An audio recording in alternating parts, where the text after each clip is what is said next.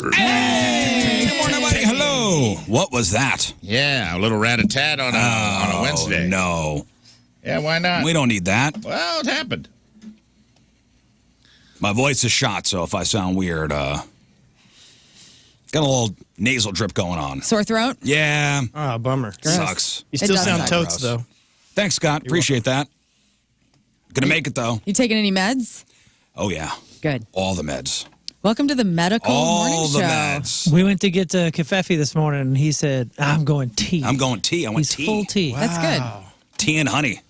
T-twins. Salute. So I'm doing the, little Flonase, little Mucinex. Little Afrin. No, Can you do Afrin? Afrin and Flonase?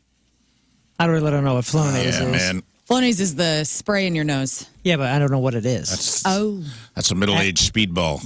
Enjoy. Afrin and Flonase? Yeah, dude. All right. Go crazy. Is it the Rizz same thing? still got it, baby. Is it the same thing? Like, is it one of the inflammation reducer? Antihistamine? I don't know. Oh, because Afrin, I think, is just the inflammation reducer. Listen, if I do Afrin and Flonase, next thing you know, I'm naked running down Olive. Yeah. Well, I don't know. Give these people what they want.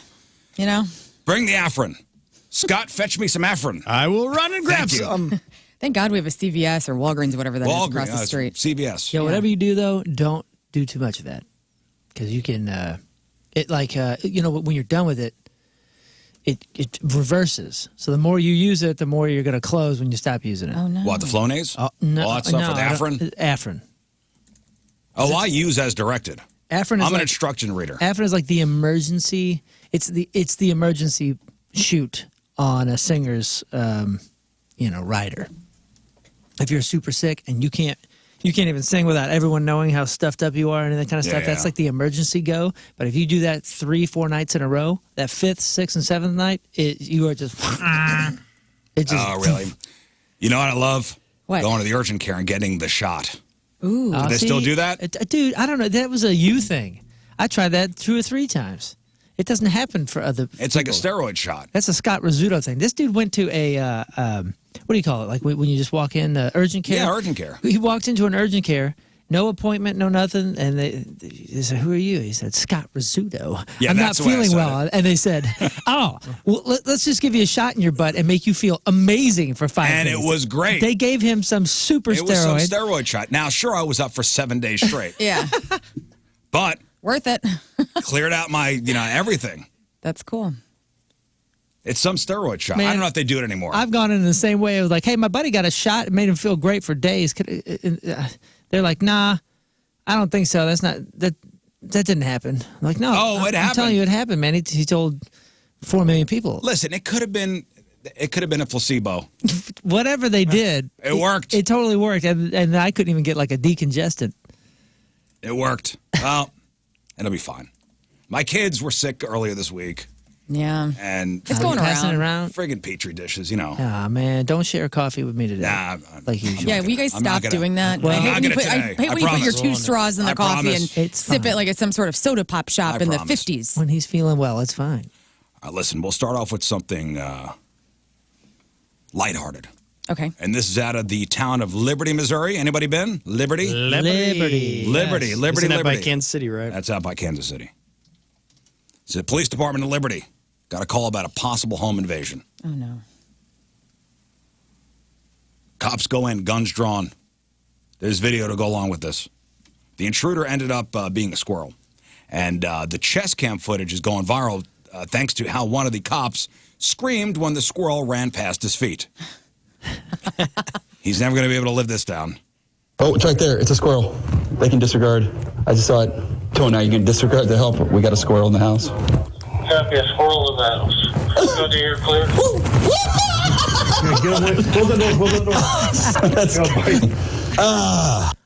Yeah, I think I would make that same That's sound. awesome. Oh my gosh, This he's is Ray Stevens now all over. He's naked on a cruise ship, like getting tickled. That's what that's Yeah. like. Like he was having a good time.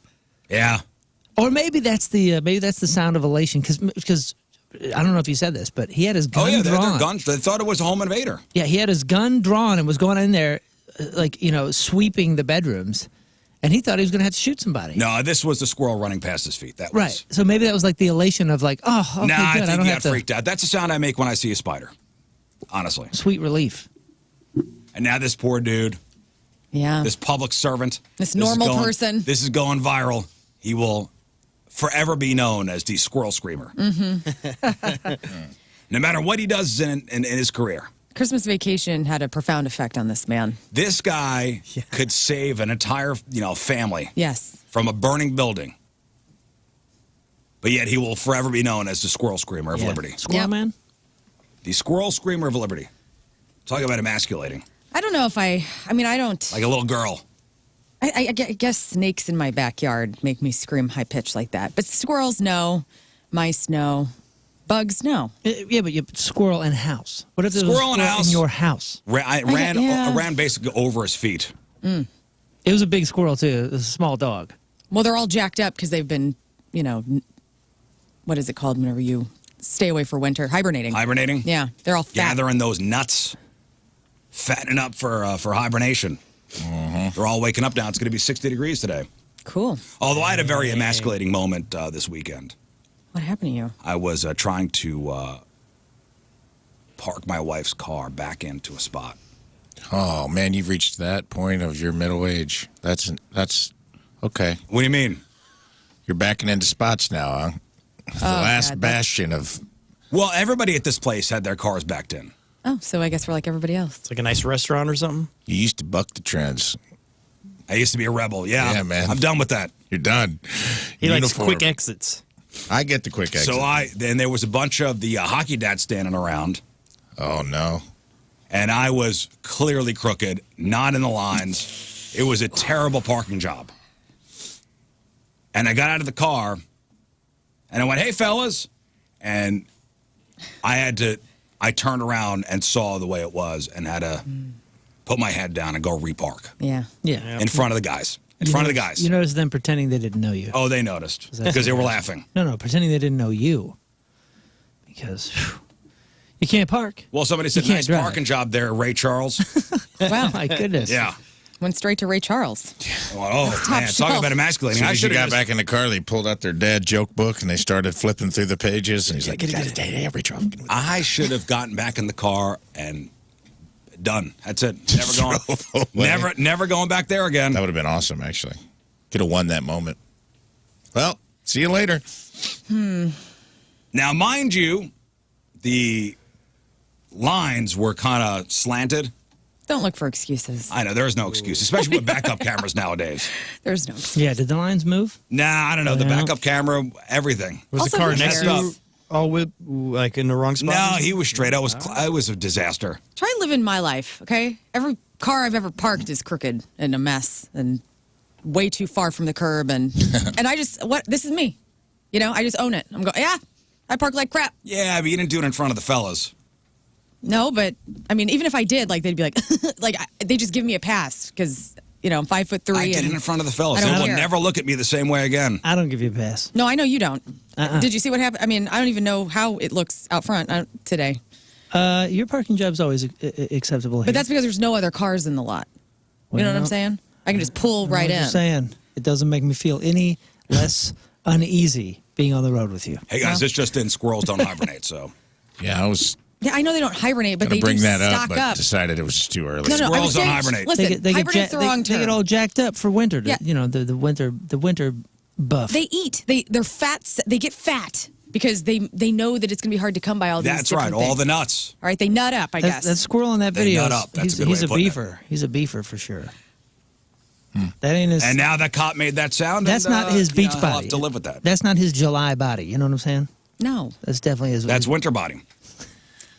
Also, out of the rodents, squirrels are just the cutest out of all of them. That's probably true.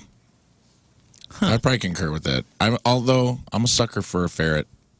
Beastmaster made me a sucker for a ferret, but on average, I'd say Good-looking squirrels. possums, too. I love a possum. Yeah, good old possum. Possums are good. Nah, I don't mind them, but they got kind of demonic faces.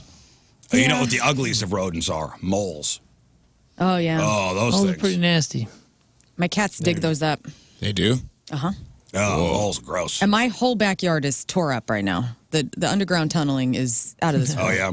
Yeah. Yeah, We even got especially the like a- vibrating things in the ground stuff. A big full-grown mature mole is so nasty looking. When they're younger, they're kind of cute looking, I guess. Oh, they're like blind, too, right? Remember that one that Jeff's dog killed and he brought in? Yeah. Not even frozen or nothing. He just brought the thing in. Yeah, my dog dug one up last year. And I just looked out the window and he was pawing at something, or she was pawing at something. I go out there and she's like playing with this thing. And I go, what the hell is that? And then the mole popped its head up. I go, oh my God, kill it. Did Now I went and got my pistol. I mean, I'm looking at it right now. hope you shoot better than you park. They're not like terrible. Their hands, whoa. They look like Some little may say that was platypus overkill. bears. Moles? What? They look like what? Little platypus Moles, bears. they need to go. They need to get out of here. I don't like Trespassing. their little Get out. their little noses in their mouth. Yo, mice are pretty cute, man. They are cute. Listen, and rats are pretty dope too. It's weird holding dead ones to feed to the snake all the time. Sure. Circle of life. Yeah. Circle of life. No, I get it. I got no issues. But I'm just saying, like, like I got some buddies that have pet rats. And when you get to know them, you're like, this is a freaking cool animal. Yeah, smart that's as hell. wild. My niece has got some rats, and they're both very sweet creatures. Yeah. They're playful and they're fun, and you They're can train pretty- them. What about cool. chipmunks? Yeah. Adorable. Hey, Chipmunks. those ground squirrels, though, man, they cause havoc. Chipmunks, very cute. So cute. Great Little singers, racing too. Stripe. Nah, see, we grew Love up their with voices. we grew up with ground squirrels. All What's a throughout. ground squirrel? I mean, basically like a Missouri chipmunk, I think. A ground squirrel. I don't think it's like different variations of those little. They all guys. need to go. Right? Yeah. I mean, that's what the old man They used all to need call to go. I ground had a squirrel. friend that had sugar gliders, and those are Oh, cute. those are cool. Those are Those cool are as heck. cute, man. Those could hang out at my house. Nocturnal, day. though. Yeah. When I was in Calgary, I took a picture of a super rare animal, or so I thought at the time. It was a black squirrel. I saw it run past, and I'm like, what? So I got a picture of it. I'm like, this is the only one on the planet. It turns out they're everywhere. They're everywhere up Yeah. there. Yeah. It's like, all right. No, those sugar gliders, they could just jump from my deck to the woods all day. Gotta Come get on. 2 of them. Let's go. I need some of social. those. Let's go. They are. They get sad. They do get sad. One of my it was awful. I think someone was babysitting hers, and it like flew into the toilet. Like, try to kill itself? It drowned. Like on purpose? I don't know. I don't know if it was going through something or not. I didn't. It probably Dude, was. they're constantly going through something. That's the issue. with They're them. very like you have to have 2 of them. She's right have to- because you they have have to to bond like they have to bond or they like die of Oh sadness. my God, they're Yeah, so that's cute. They what I'm do? saying. Dude, They're also adorable. They're like Care Bears. They die of sadness if you don't love them enough. Oh, Yeah, man. they're like one of the most high maintenance animals, and people get them in the mall when somebody comes through and selling sugar gliders, and then they don't realize like, oh my Oh, god, you need 2? You have to have 2. You have to bond them to one another, and then they bond to you. So then if you're working or something and you're gone for X amount of hours, they'll They'll They're fly into the upset. toilet and drown themselves. I know it sounds like a joke, but who knows? Because they man? look like they're crying sometimes. Yeah. Yeah, With big ol' eyeballs. Yeah. I think they just Yeah. couldn't get out. I think he just deployed his little flight suit, and then he got in the toilet and couldn't get out. That's why you got to close the lid, man. So That's a cute. nightmare. That's like a pet sitting nightmare. Yeah, it is. He was on vacation. It was like a friend. It was bad. They're loud as hell, too. trying to They'll figure talk out. your ear off. They Trying to are. figure out what a difference between a They're chipmunk nocturnal, and a too. ground That's squirrel is. By the way, that's why I would never animal sit for somebody. That's why. Because on my watch, Please. the thing's going to die. I will We're going watch to make that phone call. all the animals, and it will not die This on is- my this watch. is Then we what- got to make that phone call. This is what we have. My dad's probably still warring with this Ground thing. squirrel?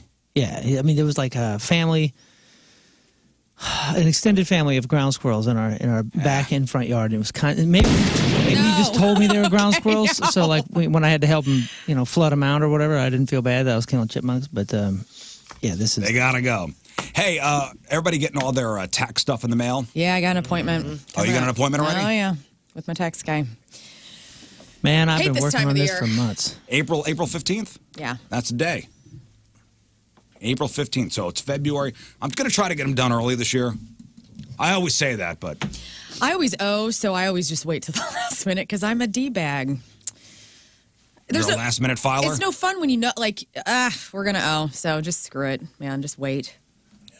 Yeah, put it off. But if you're getting a refund, get it done. Get that money, baby. Get like, that money. Spend that It's money. yours. Get that money. Yeah. Don't let the government have it. It's yours. Government. Government. Now, do you remember the first time you filed taxes? Like Yes. you're on your own? Uh-huh. Was it a harrowing experience? It was. I was very proud of myself. I remember I was like young. Like, how old are we? Like 18, 19, something like that. Because I started working, you know. Yeah, you get your first, real job and you get a W-2. Because I guess whenever I was 15 and working, I don't think I filed my own. I think my parents like absorbed it or something. I don't remember how that worked. I think if you're a dependent, right? If you're working, I don't know how it works. Like I only made $500 that year, so I don't even know. Yeah, I wonder if you're claimed as a dependent, because you can be claimed as a dependent up until like 21 or something like that. Yeah. Yeah, you're filing with your parents. I just remember, when I was out on my own, the first time I would go down to the H&R Block, usually on April 14th or 15th, wait in a 2-hour line, and then go, how much am I getting back? That's right. $187. Great. And to me, that was $1 million. Yeah. Oh, That's yeah. what I'm saying. I remember the first time. It might have even been double digits, and I was stoked. It might have been like $65 or something. And Yeah.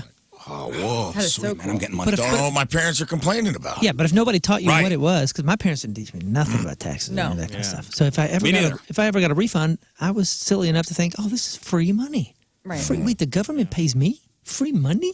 Yeah, little did you know you overpay. Yeah, that's mine. That was mine. It's yours anyway. I heard Like, it's that. your Wait a money second. Now anyway. I get it. That took me probably 10 years to figure out. Yeah, my parents never taught me anything about taxes. You didn't Hell learn no. about taxes in high school. No. We should. We should, absolutely. Headline, New York Post. Gen Zers whine that they need therapy from stress of filing taxes. I understand it. Hey, that's fine. You're right. I did too. Everybody did. And it's changing. I mean, they've changed things in the last couple of years, right? So it's even more complicated. So, and here's what they write. I will say, yeah, okay, it's more complicated, but at the same time, you gotta sit that kid down and be like, hey, dude, yes, this sucks, and it sucked for us too. But you have all these things at your fingertips. You can educate yourself online Yes, now about yes. this more. So just ask questions. Like you got the right complaint. Now, the fact that they need therapy because of this is a bit over the top. Sure. Like, suck it up, Buttercup. You'll be fine. You work through it. But over half of Gen Zers report that the stress of filing taxes has brought them to tears. 1 in 4 Gen Zers even claim that they need help from their therapist to recover from the traumatic experience. This is what Get Tim and outta I here. do when we file our taxes jointly together. Before we got our tax guy that we have now, we would pour each other a couple of shots of Jack, and we'd sit down and we'd get on the H&R Block website and we would just take it line by line. And that was a good way for me to deal with it. So, Yeah, get hammered. While boozing? Yeah, why not? Takes the edge off. Trying to That's your- meticulously get yeah, the your right numbers therapist. down while boozing. Your therapist, Jack Daniels. I go to my therapist for my personal problems, not my tax problems. Yeah, I always do a bunch of Special K and then Yeah. file my taxes. Yeah, That's a dude. good idea. Yeah, I try to get myself dizzy. It I just doesn't hurt as bad in a K-hole Yeah. to do your line B deduction. Dude, it just I'm doesn't. pretty good. since I haven't been drinking, I just bash my head, on a door jam I got for a a while. concussion. And I'm concuss not myself, and then- BSing everybody right now. Like Tim and I will go, all right, it's Sunday, believe you. the week before the 15th. Let's Gather here the we receipts. sit, the table is full of receipts and W-2s and band crap, and we go, all right, let's do That's this. awesome. And we start pouring the liquor. I'll tell you what, But now my you have a life, guy? my life totally changed. Because I mean, you can imagine how difficult my taxes can be. I'm getting, Oh my God. Yeah, all so that I'm- money, dude, that's crazy. No, I'm not saying that. I'm paying taxes in that's what- different countries. I'm paying taxes in different states, different bands, different businesses, W-2s, 1099s. I'm paying other people. Like it's fairly complex. Sure. But my life changed a couple years ago when I just decided to track it in real time. Everything that I do, I just Yeah, just, if you stay organized during the year. every week, every Sunday, like I got a reminder that says office hours, and it pops up, That's and then good. I sit there and I go, okay, what did I spend? What did I do? What what can I do? You know what I found fascinating was I was talking to Kerry Davis, now on the fast lane, former NFLer. And I didn't realize they have to pay taxes for every city they play in. Oh, wow. Yeah, same for bands, man. Yeah. Yeah. I didn't realize that was with Oh pro yeah, athletes. dude. It's so much. Yeah, that ruined I had an aunt that would do my taxes for free every year. And then my first year on the road with them, it came back where it was like 40-something Yeah, from every things. state Yeah, you went and to. she's like, I'm good. I can't do this anymore. So Kerry Davis played for the Pittsburgh Steelers, and when Pittsburgh played Denver, in Denver, he'd get a tax receipt from Colorado. Yeah. But does the NFL's accountant system help with that? I hope they do. I mean, they keep track of the players No, they where just- they've been. I mean, how No, does that they even just work? pay you because it's not a W-2. Oh, wow. It's a contract. So essentially, like it's just like a band. So if I'm in Canada and I'm making money in Canada, I have to pay the taxes for that province. So like we would get a packet, dude, and I still do. Yeah, you gotta be I'm not organized. playing as many cities obviously as I Right. used to, but like I still get a packet of all the breakdowns and all that kind of stuff. And then, there's publishing money. So like, where's that coming from? Who am I paying taxes to on that statewide? But the thing with this, I mean, come on, it's silly that you need therapy. And yeah, Because that's going top shelf. you're having a hard time doing your taxes. And here's what they said. The New York Post, here's what they said. And they interviewed a financial therapist. Oh, great. Which I guess that's a thing. The financial therapist said people in these generations are used to products and services that make their lives easier. Need food? 3 taps, dinner's on the way. Want new music to listen to? A curated playlist is already on your music player. Yep. Taxes feel tedious and stressful. Worst of all, the consequences are pretty high. And much of this stress seems to stem from confusion surrounding the process of filing taxes, something American adults have been doing for more than 100 years. Many Gen Zers and millennials don't even know when their taxes need to be filed. Wow.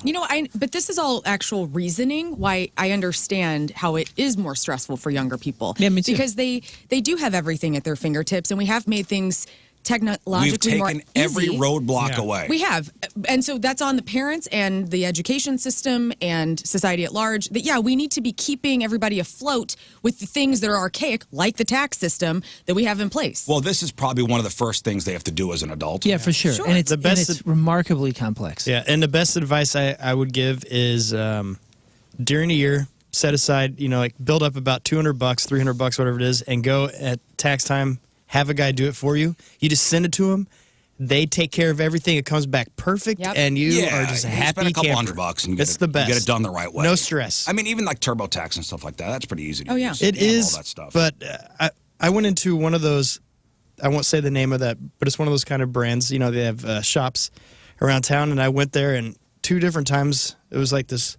They basically just went through the same thing I did on the website, and they had no clue how to get any breaks or any. They didn't know how. Yeah. I'm like, I got this thing, this tax reserve, or this gas thing. And Yeah, that's a blah, blah, blah. service rather than professional. Right. Yeah, so they have no clue. So when I went to the private one, all of a sudden I actually got everything correct. It was And just wild. You're right on about that because Yeah, go to this a is the pro. first year that we have a guy he literally is saying, here's what you guys need to be doing with my band stuff, and I don't do anything as much as Moon does, but he goes, let's write all off the same, though. gas, hey, you Yeah. got a home office at home, how big is the square footage Yeah. of that office? Yeah, yeah. Every little Right. thing It is doesn't a matter write-off. what you need size- somebody to tell you that. That's the point. It doesn't matter what size it Yeah. is or how how grand you think it is or not. It's all the same. Like like you got to treat it the exact same as I would, the exact same as it's 311 would. You know what I mean? Like you have to yeah. look at it as like this. Your life is your business. Your family is your business. I would recommend getting a guy, but when you're first starting out, your Yeah. taxes are not that complicated. Right. You're usually filing individually. You don't have a family. You don't have dependents and stuff like that. Totally. It's easy. For real. But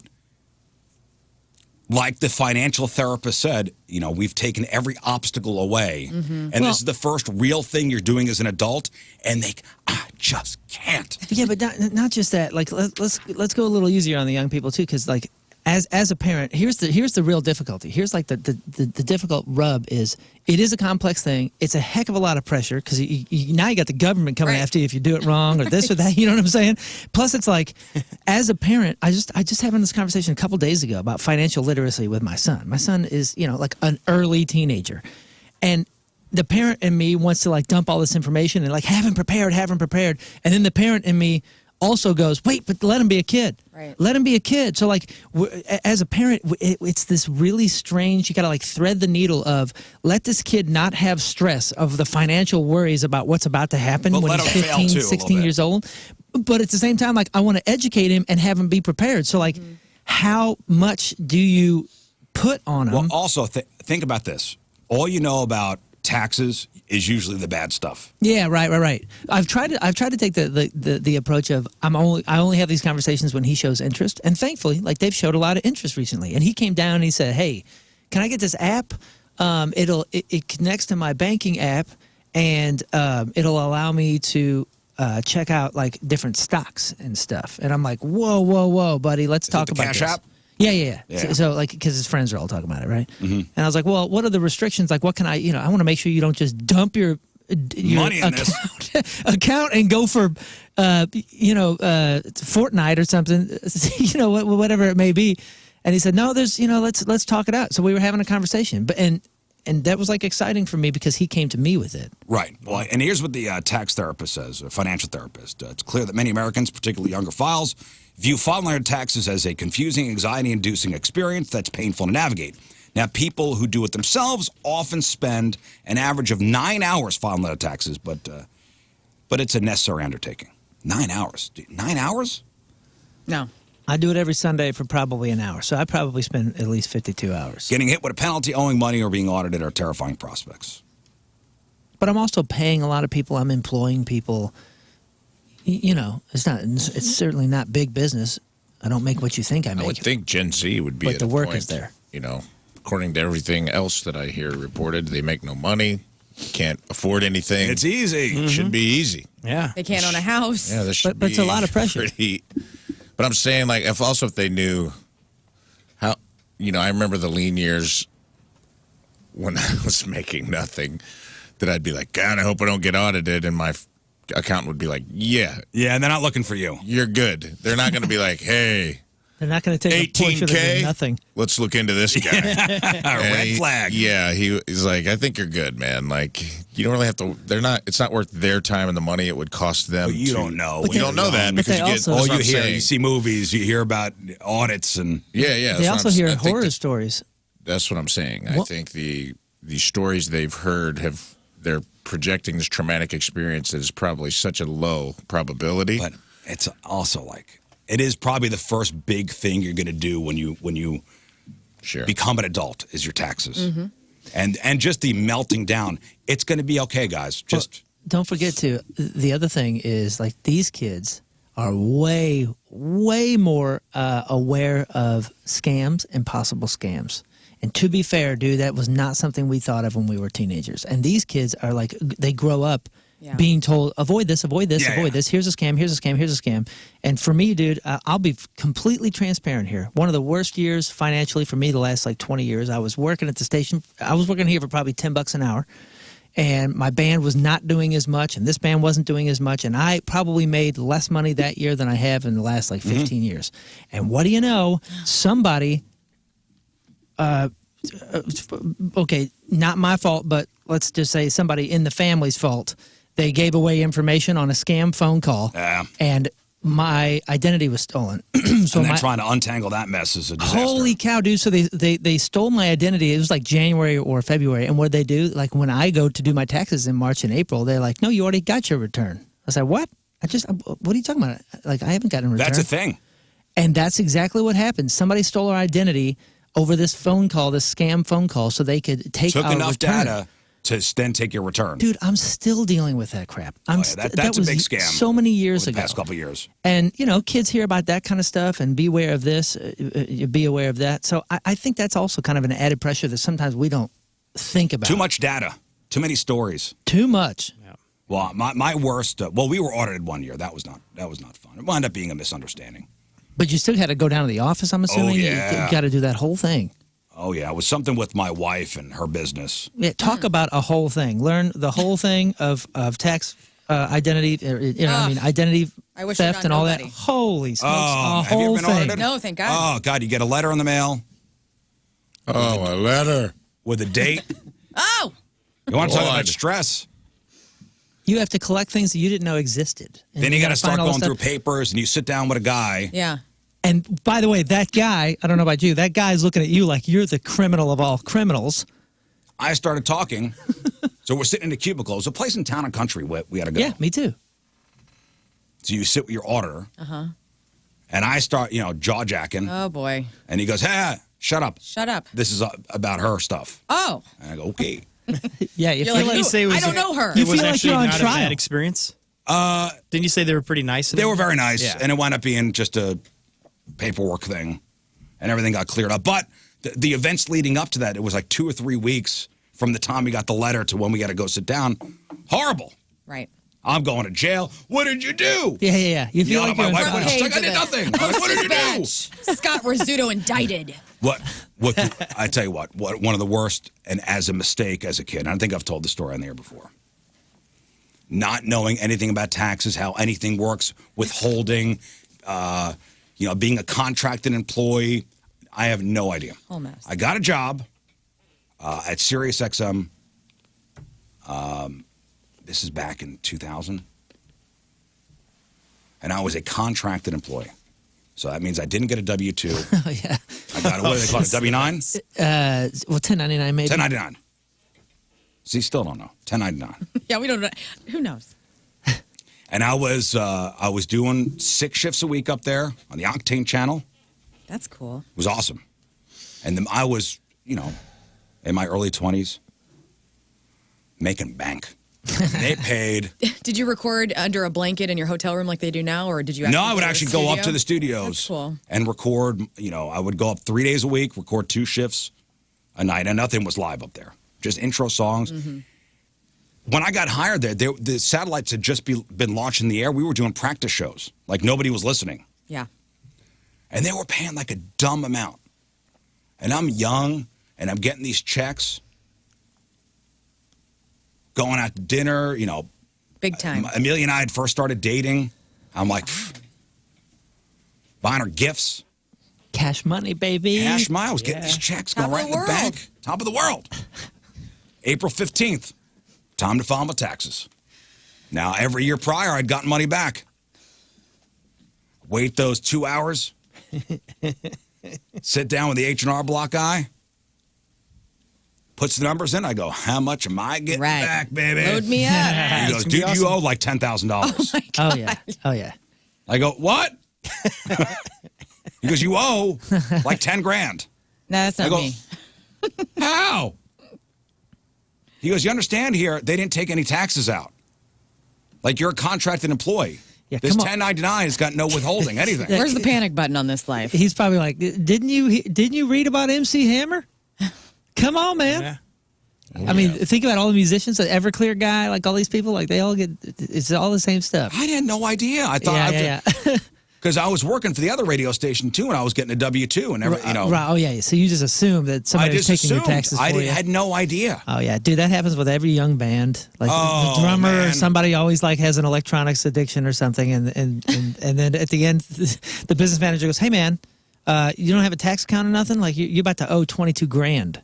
Dude, and I went from a mere 2 hours before Ballin to actually crying. Like, bawling. Ballin to ballin'. Ballin to bawling. Ball it to ball to dang. So how'd you get that worked out? I had to call my parents. I had to get money. Roseanne. Please. Help. Help me. I'm like, The Bank of Roseanne. But see, I probably called my dad. that was your generation's tax therapy. I didn't have It's to go called to therapy. mom. You know what I'm saying? Our generations, we got to mom and dad bail us out, uncle, aunt bail us out. I mean, now these kids are getting kicked out on their ass, and they're like, who can I go to? Not the parents. Get out of here. They're going to the tax They're still at therapist. home. Yeah. Get out of here. Yeah. Well, that's why they can't go to their parents, because they're going, we give you enough. I can't go all the way upstairs and ask my mom and dad. I didn't have any. All my aunts and uncles were doing just as poorly as I was. Luckily, none of us, we all were getting $87 I just back. remember the CPA, after he told me, like, dude, you owe, it was like 9 or 10 grand. He goes, are you okay? Yeah, dude. Because I turned white. Yeah. What am I going to do? The taxes are due today. That's how it was. Tim and I, just in the last few years, we owed something crazy for us that was like $4,000 to $6,000. And I would go, what?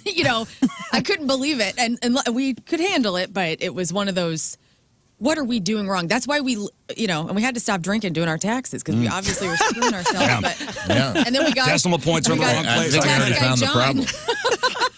problem. I probably overpaid my taxes. Like the government probably owes me some money that they'll never audit themselves to give me back what I've done. I paid my taxes for last year, and I feel so good. Yeah, well, it's the coolest feeling ever to just go, oh, done. I'm broke again, but like it feels good. Yeah. I got it done. Do you guys remember that commercial? I think it was like a Budweiser commercial for the Super Bowl where they're playing golf and he's like, tap in. And he starts getting progressively further away from the hole to where they're just drinking beers, and he's like, "Is that a tap in?" Yeah. They're like, "Yeah, tap it in." Then he's on the he's like teeing off. He's like, "Tap." And he's like, "Yeah." That's kind of how me and my accountant handle my write-offs. When we're together, I'm like, tapping it, write it off. And he's like, write it off. Like, so we're riding the lightning together. Nice. But he's a friend of mine. I have an actual accountant who's like not just a seasonal hire injection Hewitt in the back of a Walmart, which is nice. Yeah. So he does know what he's doing, but he'll be like, yeah, I mean, he's pretty sharp. Like, especially if it was a comedian. I'm dreading taxes this year because this is the first year I've been a W-2 employee. Yeah, look at you. 10 years, I have a feeling it's going to bite me. Something bit me. Well, I think We'll it pays see. to get a good guy. Yeah. It pays to get somebody you trust. Yeah. 100%, man. I've been doing this business podcast we're going to launch here soon, and we actually just did a whole episode about that.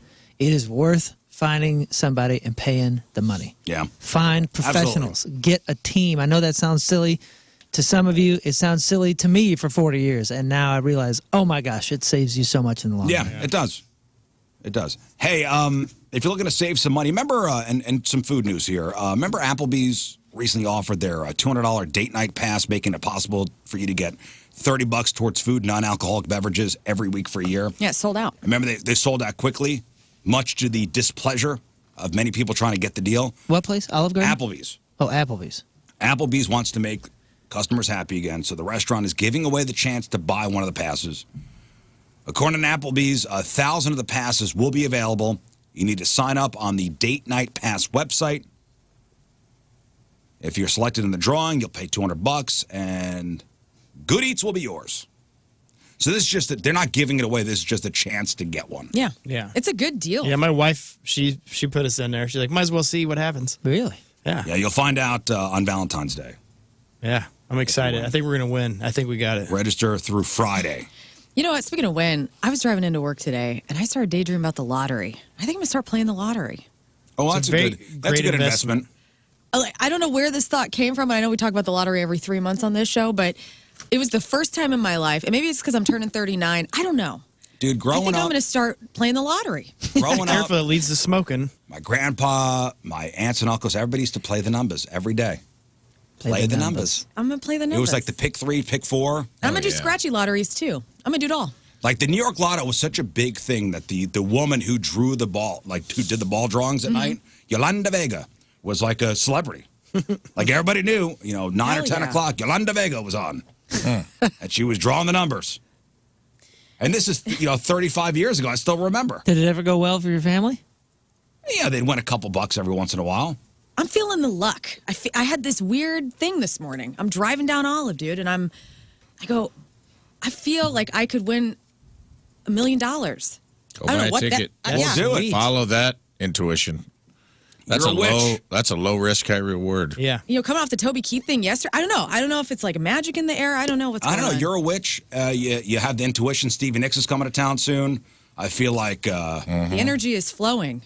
Also, if everybody could stop tagging me that I killed Toby Keith. Some people are sending me notes of who needs to be next, and that was a little dark. Whoa. So I'm not going to be wow. talking names. I'm going to Oh, yeah, grab we on were celebrities with no flooded. more names. flooded with messages about how you killed Toby Keith.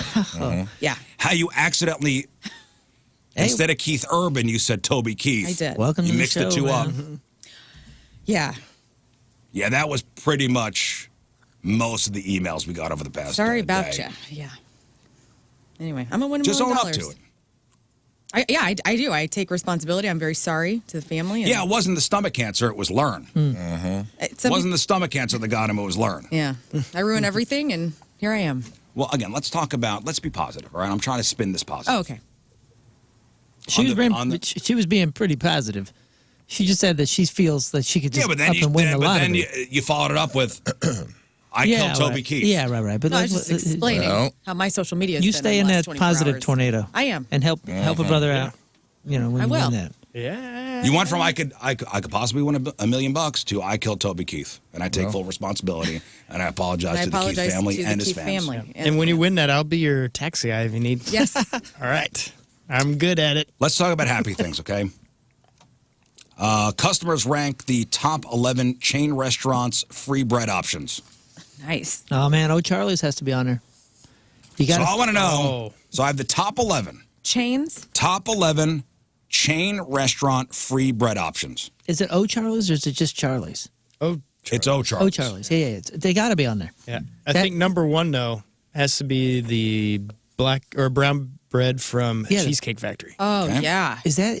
I thought it was. O'Charlie's is on the list. Who else has the brown? Cheesecake Factory is on the list as well. Who else has the brown bread? There's another place with the brown bread that's like just stupidly good. Oh, man. Is it Lone Star or Lone Star? I don't know. Cracker Barrel has cornbread. That should be on there. Oh, Texas Roadhouse. What about Olive Texas Yeah, maybe Roadhouse is that's on what I was there. thinking. Olive Garden. I'll tell you the rank. It is? Longhorn? TR's on there?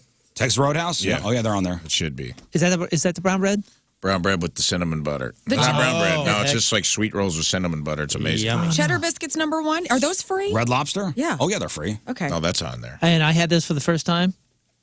They are spectacular in shop. I've had them a few times without a box. Oh, yeah. Nothing. Red Lobster cheddar compared base. to live. Wow. Well, every place you've mentioned is on the list, except for Cheesecake Factory, and except for Cracker Barrel. Which is wrong because they got great bread. Man, I'm telling you, there's another place with the brown bread. I just can't think of it. That is like just basic butter, but on the brown bread when it comes out hot, and it comes out in a loaf, so you got to cut it yourself. Oh, Well, let's talk about this for a second. So you know how it goes. Sometimes you go out to eat, and your server brings you this big basket of bread, and you keep eating it and eating it before it dawns on you what's happening. You're so full, you're not sure you can manage your entree. Yeah, every time. And that's the blessing and the curse of free bread. How many times did your parents yell at you, stop eating bread? Every day. Every time. you're gonna fill up on chips. Every time we go out. Stop eating bread. You're going to fill up on bread. Now, if the free bread is bad, it can be forgiven as long as the rest of your meal is excellent. But for some people, free bread is just a way to keep busy before the main course. But for others, it's at least half the reason for choosing a restaurant. Yep. I'll tell you what, man. Heck yeah. My kids are eating at such a pace that go ahead, fill up on the bread. No, we're not ready to order yet. Please, can we have some more bread? that way they're not ordering what they usually would order. Apparently, Outback Steakhouse has brown bread. Outback. Oh, That's it. That's the one, right? That So does comes out- 54th Street, but I don't think they're technically. Longhorn has brown bread, too. One of them comes in a loaf. You got to cut it, and it's just it's melty. Why is that brown bread so damn good? Yeah, and what is it? What is that? I don't even know. Is it pumpernickel? I'm going to find out. Here, keep going with it. Probably. Don't curse at me. It's sweet for sure. So number 11 on their list, remember these, the top 11, is Fazoli's. Sweet Oh, I molasses. was going to make a Fazoli's. joke bread. about that. That's on there. Heck yeah. Fazoli's. Yeah, that was Free one of the breadsticks. perks of They're going good. there. Yeah. Buttery. Unlimited, whatever. They say though these breadsticks have their fans, many diners have taken to the internet to complain about them. Somebody said they're one of the worst breadsticks I've ever tasted. It's just pure garlic sauce or whatever. it is. Fazoli's? And it's Yeah. good, but after So two, good. you're going to start sweating that stuff out. Probably 'cause Your they die. forehead. Still sweating it out, and I had it 20 years ago. So and Every this is from, Fazoli's I've been to smells like sewage. Dude. For some reason. Our buddy So- worked at Fazoli's, and he came home smelling like that. His car smelled like that. Our band practice What's up with area. that? basement And that's why the breadsticks don't taste good. 'Cause you're smelling the sewage while you're eating the breadstick. sewage. Dude, he's Something right. going on it's, at it's not Fazoli's, dude. I'm sewage, telling you. but it's some weird, like almost BO, almost fake butter, almost fake garlic smell. Like there's something weird about it. The food's great. I've never been. Oh, the Mount Vernon Fazoli's is where I would, whenever it was like this halfway point between visiting my mom and dad, I would stop, go through the drive-through, That's the way get to do those it. and dog those or down those breadsticks on the way back to St. Louis. Yep. Delicious. Well, and here's what they Smart. say. They say, as go far as ahead. reviews go, I guess the quality of breadsticks can vary from location to location At Fazoli's? at Fazoli's. Because some love them and some hate them. I don't know. Okay. Number 10 is Olive Garden. Olive Garden and the free bread. surprising. Some people love Olive Garden's breadsticks so much they'll go there just for the breadsticks alone. However, it's pretty clear from customer reviews that Olive Garden's signature breadsticks can be hit or miss. You know what I like is Pasta House on. No, Pasta House is regional. No, it's Because and I will say this about Pasta House's free bread: they give you the rolls, they're cold, and then the butter is cold. It's a whole thing. This is the same thing. Olive Garden breadsticks are the same thing as Fazoli's. It's just Fazoli's has more of the green crap on it, and Yeah. and Olive Garden looks a little bit more robust. Cheesecake Factory's number 9. Good. And one smells like sewage. Cheesecake give you Factory zits. and their that. bread. Now, they say Cheesecake Factory is a controversial place. To some, it's a shining example of everything wrong with American dining. It's Irish brown bread, by the way. 1,500 calorie desserts, 1,600 calorie burgers, 1,900 calorie salads. To others, it's everything right with the American dining experience for all the same high calorie reasons. Hey. Now, any way you look at it, decadence is a big part of the Cheesecake Factory experience, which could be why some people hate the free brown bread and some people love it. It's brown because there's dark brown sugar in it. Yeah, it's like a honey wheat, I thought, right? This is what did you say Cheesecake it Factory? was? Irish brown bread, whole wheat flour, dark brown sugar, honey, and Guinness. Wait, what stuff? Irish brown bread. From where? Cheesecake Factory. It looks exactly like the Cheesecake Factory bread. Oh, okay, because look at this, because they actually even sell it. Oh, really? Like Can they you have like loaves. Zoom in. Look at that. Factory brown bread. What? So it says. It comes in loaves or... Hit it. What do you call this? breadsticks. For the love of God, click it, man. Yeah. Or like sliced bread, like Oh, my goodness. Yeah. Our Look at famous that loaf. brown bread. yeah, that's That good is though when good. it's hot. Wheat dinner When rolls, it's hot, with wheat butter, honey baguettes, butter. and sandwich dude. loaf. Think that'd be good with a sandwich? Probably. Yeah. Selling baguettes. You know what I That like? could be a wild weekend. It's the oats. Careful, buddy. It's the tasteless oats on top of it that are kind of dope too. Yeah, texture. Is that what that is? Is that oats or something? Oh, Yeah, it's like oats. oatmeal or oats. Oats. Yeah, Rolled oats. That's good. All right, number 8 on the list is Carrabba's, which I've never been to. Carrabba's is They say it's what Olive Everything- Garden would be if Olive Garden just cared a little bit more. That's exactly what I was gonna say. Fancy Olive Garden. I was like, if somebody came into Fazoli's and was like, I'm here to shape this place up. Carrabba's. That's Carrabba's? Really? I remember but the the- commercials. But they got like like appetizers, like bruschetta and that Well, kind of and stuff. they say looks they don't good. serve free breadsticks. Instead, it's like your basic sliced loaf with an herb and oil dip. Yummy. Right. Oh yeah. And they come out. Oh yeah, that's right. They make a thing out of it. You would like some That's oil right. And they spread the oil and then you and some crack the pepper. balsamic. I love that. That is pretty cool. But the bread is it's just whatever. It's the normal. It's what you're supposed to get. You know what I'm That's saying? Carrabba's number 8. Number 7, I've never been to this place either, is Romano's Macaroni Grill. I love macaroni Oh, grill. that's what I've, Are there any around here? There used there to used be. to be. Yeah. There used to be by Ronnie's, right? Over there. And now And I maybe think that's one by 50 the Galleria, too. Oh, yeah. That was a great spot. Isn't there one in South Limburg? Maybe that's what I'm thinking of. Yeah, in Kirkwood, right? Or South Kirkwood, whatever. By it's- the South County Mall? No, right in front of Walmart, Sunset Hills and Kirkwood, the border. Now, they say their bread, they do a rosemary peasant bread. They write it on the tables there, too, which is super cool. They what? They write on the tables? Yeah, you get like Oh, a it's one of tablecloth those. that's a sheet of paper, and they give you the crayons, and then you can make it all. All right. Is What that is one of the this? spots where you order an entree, then they give you the second one to take home? No, No, that's Olive Garden, isn't it? No, What is that's this? Maggiano's. What is this, Yeah. ground yeah. Which round? is great, too. Yeah, hey, so that one in Sunset Hills is gone, or Kirkwood, but there is one, it looks like, 255 and 55, so like Damn. South County Mall, like you were saying. I mean, pretty much. So they say with the macaroni grill bread, making your free bread with rosemary is a bold move because rosemary could be a divisive herb. You either love it or you think it makes your food taste like a pine tree. And not everybody's crazy about the little sticks of rosemary sticking in your teeth. But people do like it, and it's number 7 on our list. Number 6 is O'Charlie's.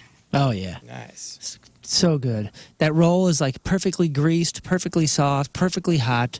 And I think they have a brown bread too. I think they have like a couple options. But man, they're whatever they call it, butter roll. The basic. Here you go. Here's the free stuff. Well, and they say is some restaurants offer basic great. sliced bread or breadsticks, but O'Charlie's brings every table a complimentary basket of dinner rolls. Waiting to eat them with dinner is not always a reasonable ask, though. O'Charlie's describes its bread rolls as warm, buttery, delicious, and most customers seem to agree with that. Dude, have you guys had those before? Yeah. Oh my gosh, they are. I know this is probably going to be upsetting to some people, but they should be as equally talked about and famous as the Cheddar Bay biscuits from Lobster. Really? From Red Lobster. Yeah, I mean- never hear anything other than how the rolls are good for O'Charlie's. Like, there's Honestly, nothing like, well, I don't even know what they serve there. When you go, I don't know what this says about the food, but when you go, the rolls are what you remember. Like, what is O'Charlie's? Is it like I don't know. Applebee's? Is it like, I've probably been 12 times, and the only thing I remember having is the rolls. Country fried steak. Yeah. And all sorts it's of like different cheddars stuff. or Meatloaf. something. They used to have the best potato soup. That was what everybody went to O'Charlie's for because they had I can't remember if they put French fries in it. What? or something. It was like a thick, creamy, cheesy potato soup, and it was awesome, but they changed the recipe, and it's not good anymore. Huh? I had bad potato soup over the weekend that I don't want to talk about. sorry to It hear was that. too creamy, and it wasn't enough potato. Was that a place? Like, Yeah, it was a local place. I won't call them out, but oh, unfortunate. now I'm curious. I'll tell you off air. All right. I need to steer clear. And it's near our home. Is it a place I've been to? No, probably not. Hey, you like Ruby Tuesday, right? You and I both like Ruby Tuesday. I haven't been there in nice years, spot, but man. they used Me to neither, have 'cause they- 25-cent wings Didn't they on the just- Monday Night Football days. Up and evacuate our area. I think so. The Ruby Tuesday, if Ruby Tuesday and O'Charlie's are next to each other, I would say, oh, those are equivalent. And if I'm in the mood for like a solid entree, I'll go to Ruby Tuesday. If I'm thinking about something lighter and I'm not like zoned in on an entree, then I'd go to O'Charlie's because of the bread. Dude, I'm looking at the O'Charlie's menu right now. If you got picky eaters in your family that want pasta, I want a steak, I want You got it all. tacos, they have everything. So everything is done just mediocre. Yes. Probably. It doesn't matter. The bread is what you remember. We have everything. It's done mediocre, but, we have stuff for everybody. You got a Everything's friend brown colored. in your circle that will put the rolls in her purse? You got that friend? Because I do. I'm going to call her out. She listens to the show, Christy Pasha. Hey, Christy. This woman is the one who brings Ziploc bag anywhere we go to eat, and she will Whoa. she'll be like, "Can we get another order of rolls?" And then she will stock up, and it's impressive. That's pretty Man. wise. Hey, man. She's stealing rolls? She's not She's got stealing soy them. Stealing rolls? packets. She's having them ketchup for later. packets. They're going to throw them out anyway. If they're going to They're put them on meant to be eaten there. She's the cousin Eddie of our No friend to group. go. I'll tell you what, though. It's like if you fewer go to a rolls- buffet, you can't take food home. Okay, but the fewer rolls that she eats there, the more that she'll eat an entree. What if she's filled up and now she's not going to get the surf and turf? All right, number 5 is Logans Roadhouse. I don't know this one. Okay. Yeah, they're Anybody been to pretty good. Logan's Roadhouse? Yeah, it's just kind of like all the steak restaurants. Right. It's good, and it is the same exact menu, basically. Oh, Logan's Roadhouse, made from This is a scratch different yeast name. rolls. Yeah, this is like a dinner version of Shoney's, Nah. right? Don't you kind of feel like that? No, it's more like your Texas Roadhouse or something. Shoney's was a Longhorn or buffet? something. It's like kind of the same Logan's menu, Roadhouse? just a different name. I always wanted to go because it said Roadhouse in the title, and that made me feel like it was cool. Yeah. Double deuce. Yeah. I've seen a lot of Doesn't it- fights It's there. like one in front of the Fairview Heights Mall, and I'm always like, I should go there sometime, and never do. Great There's one in security Rizzuto. there. Oh, okay. Yeah, you're right. I see. Yeah, a lot of like 10 walls and 10 roofs. That kind of place. But I it's like a good the little servers line dance in there. Is that accurate? I don't feel like there's treat. this whole place shuts down for Boot Scoot and Boogie about once every 45 minutes. That- It just feels like that to me. That's awesome. Oh, Charles It's a pulled lifeguard out of St. swim. Louis? Oh no! Oh, no. Is that one on 70 is gone? Somebody just wrote, Charlie's no longer in the St. I Louis thought area. there was one off of Manchester, like in Ballin. There was one. We ate at one out where all the car dealerships are, like out on 270, where there's like a big run of all the car dealerships. I don't know. Oh, dude, Moon's There's pulled one it up. like jammed in between two car dealerships out that way. This is the one I've Scroll been. down. This is the one I've been to. On Veterans Memorial, closed. Well, closed now. Fluorescent Oh, closed. location closed. Oh, is that what it's saying, or is it just saying it's Yeah, closed location now? No, closed. location closed. Well, that's unfortunate. Okay, go back. I was going to start going there every day. Well, as of July 23, there's a review. Well, Yeah, back to the it was a list. good run. It looks like they're all closed. Location closed. Boy, Is it that was closed super- or is it because it's early? It's closed. Location closed is Yep. in red. On their website, there is 0. They say, we do not like St. Louis, is what their website says. Oh, well, good riddance. Yeah. yeah. If only we would have had this conversation months ago. Should have kept your potato soup the same. Ruths Chris, number 4. Ruths Chris is basically a high-end steakhouse disguised as a chain. Or maybe the other way around. I think it's the other way around. Not everybody could afford to eat there. The small steak on the menu is $50. Is that a franchise thing? Yeah. It is. And when I It found that is? out, I thought, because all the high uppers that I've worked with in life, we're going to Ruth's Chris. Oh my gosh, that's so cool. And I went one time and I'm like, this place is awesome. And then I learned it was a chain and it took all the appeal away. Yeah. 'Cause Great they're in food, every but cool it's the same. spot across the country here. It's all the same. There's 2 now in our area. I know. One in Clayton, one in Chesterfield now. They do well. The one in Chesterfield's apparently the biggest one. Oh, yeah, I've heard that. It's a pretty cool, that little upstairs area is pretty neat in there. But they say the bread there is amazing. Listen, for a $50 steak, it better be amazing. right. Yeah. Outback Steakhouse, number 3. That's the far same as- brown that's- bread, right? Yeah, that's the brown bread. The original Ruths Outback Chris. Steakhouse, number 3 on the Stuff is best great. bread at chain of restaurants. Tell us. Outback's great. complimentary honey wheat bread. Yeah, that's Yum, it. Honey, yum. honey wheat with the basic butter. Oh yeah. Delicious, not just because you see a dark brown bread, you erroneously think, oh, this is healthy. It's not. No, it's terrible for you. But it's either that or the bloomin' onion, which is like 3,800 calories or something. You go with the bread, and then you get something that's like carbless. So like you carb up on that brown bread, and then you go for like a Alice Springs chicken or whatever. Well, and you go, oh, it's brown bread. It's got to be healthy. I do that. It makes me feel better. It's not. No, you can tell it's like sugary and everything. Number 2 is Red Lobster. Cheddar biscuits. And I know Cheddar number Bays. 1. Lambert's Cafe. Lambert's home of the throne. Yeah. Grills. Number No. 1. Oh. So Red Lobster. Here's what they say. Most of the complimentary bread options on this list have been in the form of, bread. Red Lobster, obviously different. It's famous for the free Cheddar Bay biscuits. Every entree comes with 2 of them. And people love them so much they'll even admit only going to Red Lobster because of the biscuits. But the highest compliment is from this one person who said, I worked for Red Lobster for almost 14 years, and now now I still have to have a biscuit or 2 every now and then. Why is that telling? Because you don't work at a place for 14 years and not eventually become sick of everything on the menu, unless it's that good. Yeah. All right. I get it. And number 1, best complimentary bread, Rafe, TR, baby. Texas Roadhouse. Dang. Rightfully. I gotta look it up. Justifiably so. Is there any Indian cuisine Makes my heart chains or happy. anything like that? Because that non-bread should be, there's some chain, if there's one out there, non-bread should be on this. Like the Indian bread. Yeah. Yeah, that is good. Yummy. Texas Roadhouse, number 1. Square biscuits, too. The restaurant What'd you claims call it me? bakes its rolls fresh every 5 minutes, which is, okay, awesome. But that's not why people rave about them. They rave about them because of the honey cinnamon butter that comes with them. That's the key. That is the key. That unlocks my horniness when I'm in Texas Roadhouse. Man, it's good. That's a place where I boxed up my steak before. And I respect Texas Roadhouse because they don't try to be a Ruths Chris. Like, the steak's like $16. And that's what Yeah, it's but worth. they say it's good. It's not bad. It's $16 steak. And it's like, great. It's fine. Or whatever. But it's like... As long as it's cooked right. As long as it's they- cooked to, like, I mean, I they want a have medium rare. Just they're in the case. They're like cooking them fresh. They're not microwaved or whatever. They're going on the grill.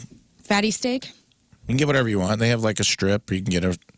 They have choices. They have like T-bones and it's very Texas. So they have all the steaks in the cabinet. like, so you get to go and pick one out. But you can get them smothered and covered, which that does a lot of heavy lifting. You smother them in like Monterey pepper jack cheese and like Well, you're really sauteed mushrooms. You're taking away from the actual steak. Which is what you might have to do. I'm just saying, it's a $16 steak, so- steak.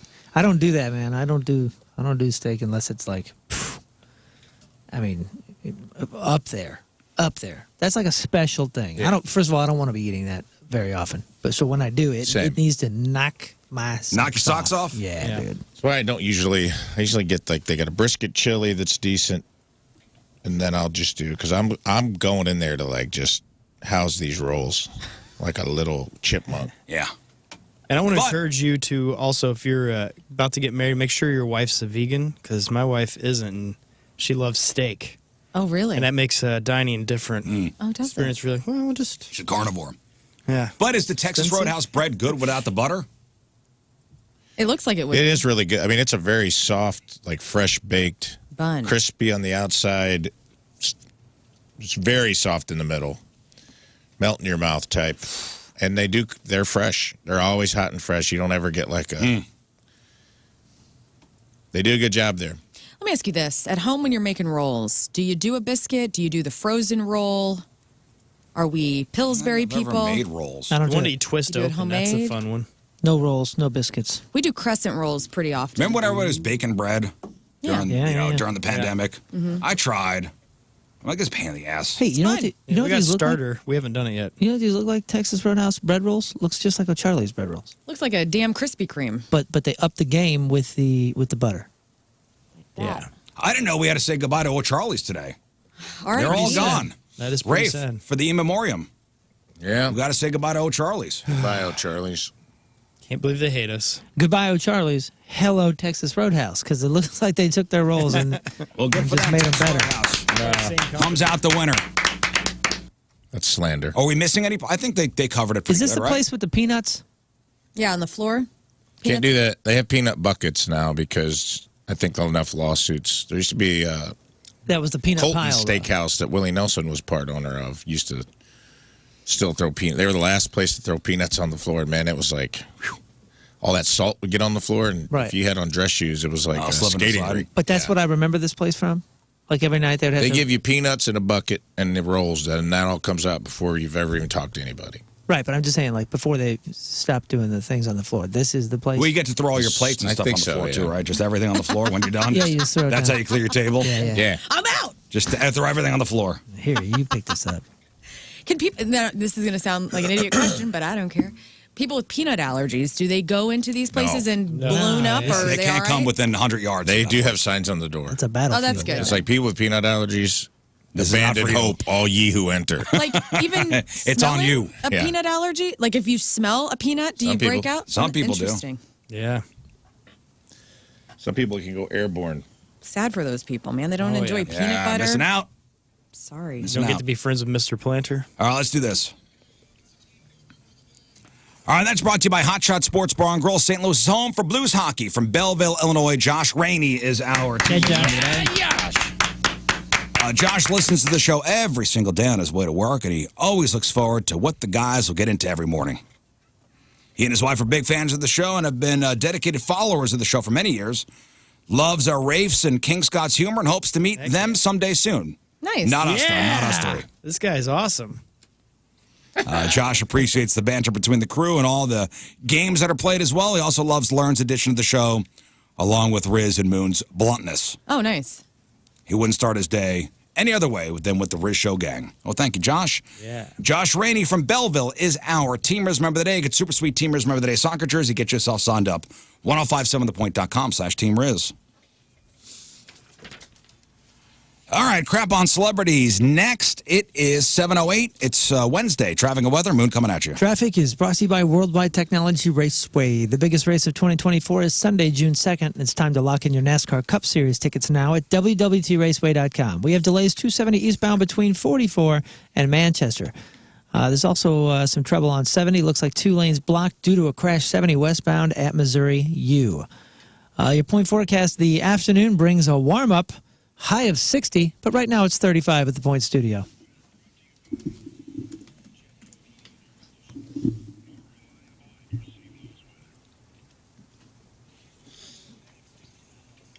All right, Lern, what do you got? Let There Be Rock. Could AC/DC come back to the road? Stalking Taylor's version. Bowen Yang, please don't go. And Super Bowl ads. Prepare yourselves. All right, we got that. We got your crappy birthdays. We got the porno birthday. And big news, the sports viewing world might be turned upside down. A huge new sports streaming service coming our way. We'll give you the Sweet. details next. Stay there. To the program, phone number 314-624-3833 or 618-398-3833. The Mick Ultra Studio Cams, 1057thepoint.com/Rizz. The socials at RIZZ Show. Your emails, RizzShow1057thepoint.com. We'll talk to Chris Kerber later. If we got time, we'll give away some prizes. We got crap on celebrities here in just a moment. Porno birthday, all that fun stuff. So, I don't know if you heard the big news yesterday in the sports television world. But the tease was the sports viewing world might be turned upside down. So yesterday, ESPN, Fox, and Warner Brothers Discovery announced the creation of a joint streaming venture. So starting this fall, and I'm not sure what this is going to be called, but all the networks will offer a package for cord cutters to stream NFL, NBA, MLB, NHL, NASCAR, UFC, college sports, and other events. Wow. So Sign me up. everything those networks have will be on this streaming service. Sweet. And it's So the going to be WNBA? called Sports. Yeah, they're not saying what it's going to be called yet or how much it's going to cost, but it's going to be this fall. How much would you pay for that? Because I pay for a couple a la carte things. I pay for, I pay for Peacock only for the Premier League, but I pay for the MLS season pass on Apple TV Plus. I mean, you add it all up, I'm probably in the range of $100 for extras just for sports. So the service will feature ESPN, ESPN2, ESPNU, the SEC network, the ACC network, ESPN News, ABC, Fox, FS1, FS2, Big Ten Network, TNT, TBS, True TV, and Disney's ESPN Plus. Is there blackouts on that? By the way, $100 baseball? a year, not $100 a month for me. $100 a year. Yeah. Will they black out baseball still? I don't know. But not included, by the way, is all CBS's stuff. Which and the Super Bowl, which is some extras. They do NASCAR. Well, stuff. they do AFC, AFC conference games. But that's free, right? CBS is free, so if you got just basic Oh, channels, right. Yeah, you're not missing it. you're not missing it. This is Yeah, but you won't get out. Well, I guess maybe here in St. Louis. You're not going to get all the AFC games. Like they'll do some exclusive things like they've done in the past where you can only get the game through Peacock maybe, or they would do So deals not like that included, still? Paramount Global CBS Sports, which carries most NFL AFC conference games, and Comcast, whose NBC network airs Sunday Night Football and owns the #2 cable system.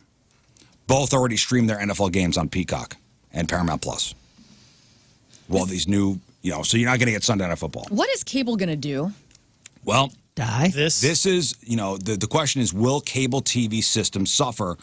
And the article I read from USA Today says most definitely. The ability to stream major sports all in one place knocks down one of the last major pillars of cable, removing one of the last reasons to pay steep monthly fees to buy a package of channels that many subscribers don't watch. Yeah, because the creative content for channels' autonomy is already going to the Netflixes and all these streaming services that have better content. And it has nothing to do with sports. It's just creative endeavors with movies and seeing your favorite things. Well, already. so why pay for cable if you're only watching it for, like, Blues hockey? Yeah, exactly. And you get Netflix and you get Hulu and you get all the other stuff.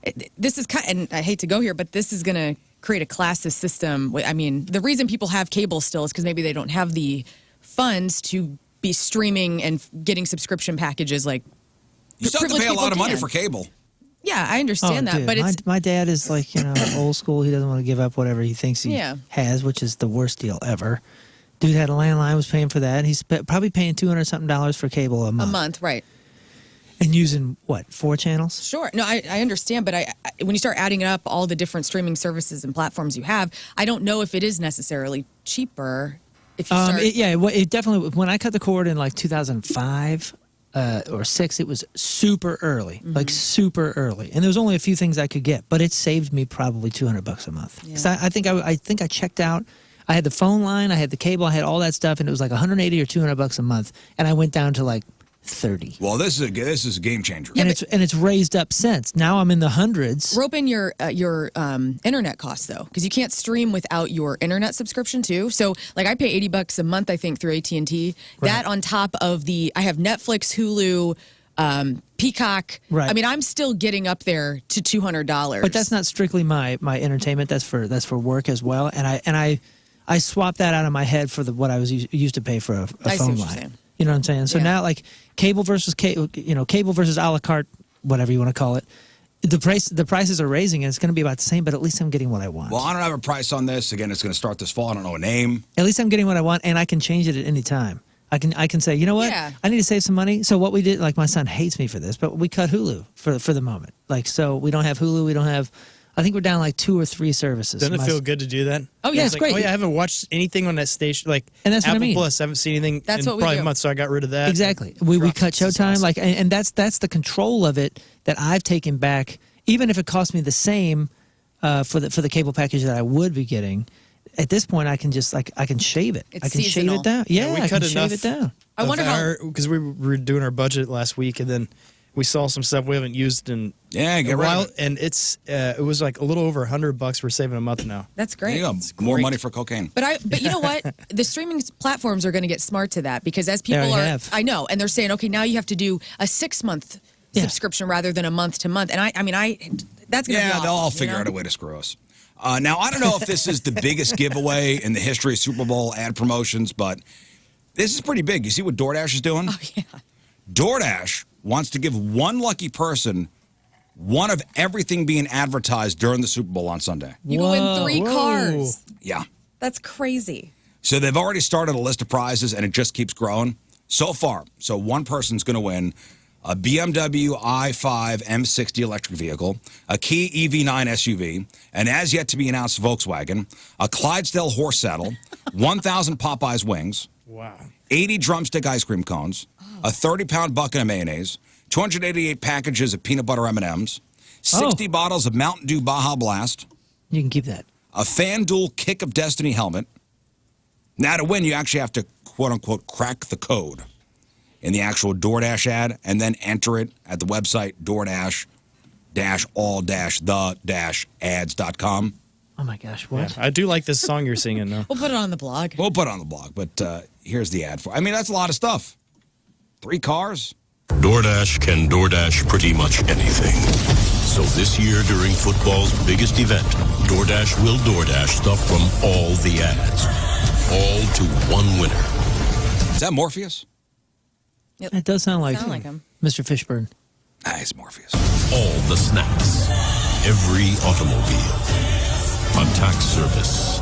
And who knows what else. We haven't fully thought this thing through yet. Just look for the promo code on the big day for a chance to win it all. DoorDashAllTheAds.com. Rafe, 30 pounds of mayonnaise. You are the one. Sounds good. Neil. Sounds good. Yep. All right, I'll win that, too. Yeah, there's a You few gotta things. crack the code, There's a lot a of few potato things salad. I would send back. Be a backseat. Would you just take the cash equivalent of that one? Oh man, that'd be cool. What is the? You have cash to buy like a equivalent of all second that? property to store everything. Now, what about the taxes on all this stuff? Good call. Yeah, remember, you get a car, you get a car, you get a car, Oprah? Yeah, you get a tax bill, too. Well, that's how it works. That's okay. Hey man, all the good comes with a little bad. Sure. That's fine. All right, today is February 7th. Back in the day, 75 years ago, 1949, Joe DiMaggio becomes the first $100,000 a year baseball player, the New York Yankees. Do you know what the average salary in baseball is now? 670. No. No, not the million. minimum, the average. Average. Oh, Because some of those are setting it off. I'll say 1.7. No. 2 million. No. Oh, That's not a bad guess. 6. No. 4. 3. 0.9. 900,000. 4 million. 4 million. 50 years ago today, 1974, Blazing Saddles was released. It's on Starring Netflix right now. Blazing Saddles? Yeah. Mel Brooks in 4 different roles, Harvey Korman in 3 roles, Gene Wilder as the Waco Kid, and Cleavon Little as Bart the kick-ass black sheriff of Rock Ridge. I find that movie offensive because it makes fun of racist. Where are all the white women at? Where all the white women at? 1981, 43 years ago today, Kool and the Gang's Celebration. It's number 1. 36 years ago, 1988, America's Most Wanted premieres. 30 years ago, 1994, Michael Jordan signs with the Chicago White Sox. So weird. I still have that card, his baseball card. It's a cool card. That blew my mind when that happened. Well, you know, the rumor was that he really got kicked out of the NBA for gambling or like suspended. Okay. And that was dispelled in The Last Dance. I think he talked about it like that's not true. I don't think he'd admit it if it was. I don't think he'd admit it either. He was such a bankable.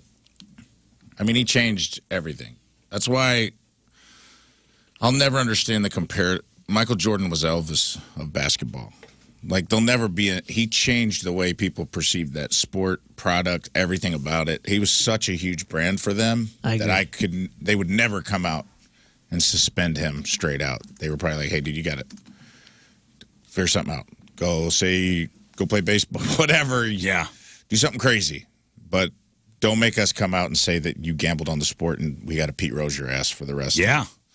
So it would destroy the brand. Yeah, I don't think they would ever come out and say that. Have you ever heard that rumor, Lern? No. Because he's a big gambler, and he still is a big gambler. Yeah, he'd bet hundreds of thousands of dollars on a hole in golf. Playing with people, and they say he was betting on the game, and what you can't do when you're playing. Sure. That's what happened to Pete Rose too, right? Yeah, Pete Rose banned for life. Although Pete was never accused of gambling on anything that he was playing. He said he never bet on his own games. Yeah. I think he didn't bet against his team. Yeah, he always bet I think he bet for his on the team. Reds. Yeah, I think he never did bet against him. He bet on, but he bet on himself. And I think he bet on the Reds when he was a manager, not a player. 24 years ago in the year 2000, tragedy struck when 698-pound Latino rapper Big Pun died of a massive coronary. At the time of his death, Big Pun's heart was 4 times the normal size. You like that Incubus remix of Not a Playa? Still not a player? Yeah, it's great. Love that song. Up in the hot tub, bubbling. That's all I know. And 12 years ago today in 2012, Van Halen releases their 12th album, A Different Kind of Truth. That's the one that everybody that Wolfie doesn't- wants out. Yeah, But nobody else Wolfie does. wants it out because he's on it, and everybody else in Van Halen was like, please no. We should never release this. All right, that's what happened back in the day. All right, time to find out what's going on in the world of music and entertainment with your crap on celebrities. And it's brought to you by Bright House Plumbing. Call the best, flush the rest, brighthouseco.com, 636-600-0188. AC/DC have started teasing what's expected to be a world tour. The band's Instagram account posted a video that features their logo and Are You Ready from their album in 1990. Oh, I'm ready. The Razor's Edge. This would be their first tour in 8 years. Rumors started circulating since they played the Power Trip Festival in Indio, California last year. And reportedly, bassist Cliff Williams, who played with the band at the festival, decided to stay retired. There's some talk about, will Phil Rudd, the drummer, be back in the band? He had taken off some time because his girlfriend Well, also, wasn't he accused of murder? Almost. Yeah, that's over with, though. He served time for that, and that's all over. Yeah, you're right, Scott. It happens. It happens. But this would be, I hope this happens, and I hope they come back to St. Louis. The Black Ice Tour from 2009 was the last great. time they were here, and it was so good. With the big train, the train goes through the set. Yep. Dude, it was so good. It was so cool. I saw 2 shows on that tour. I just saw the one, but it was so surreal to me to see Angus Young in the flesh with his outfit on and just, I don't know. They're just an iconic Any band. interest in seeing AC/DC Moon? Yeah, I do. World's best bar band. It's true. Yeah, I mean, it's That's such. what AC/DC is. I feel like there's such a unique act because it really is like. I mean, wasn't that the best-selling record of all time for? Back in Black? Yeah, and it's Yeah, I think so. it's like Still the up best there, 3-chord top 5. band of all time, and you can't not like so AC/DC. good. And I do want to kind of just experience whatever that is. They're a pyro Brian Johnson band. sounds so good. He did sound really dude. good. For those about to rock. And They're the a pyro cannons, band? With the cannon. They're a pyro band? Oh, pyro, yeah. And that's kind of what I envision. I envision them. It's like Kiss without the shtick. It is.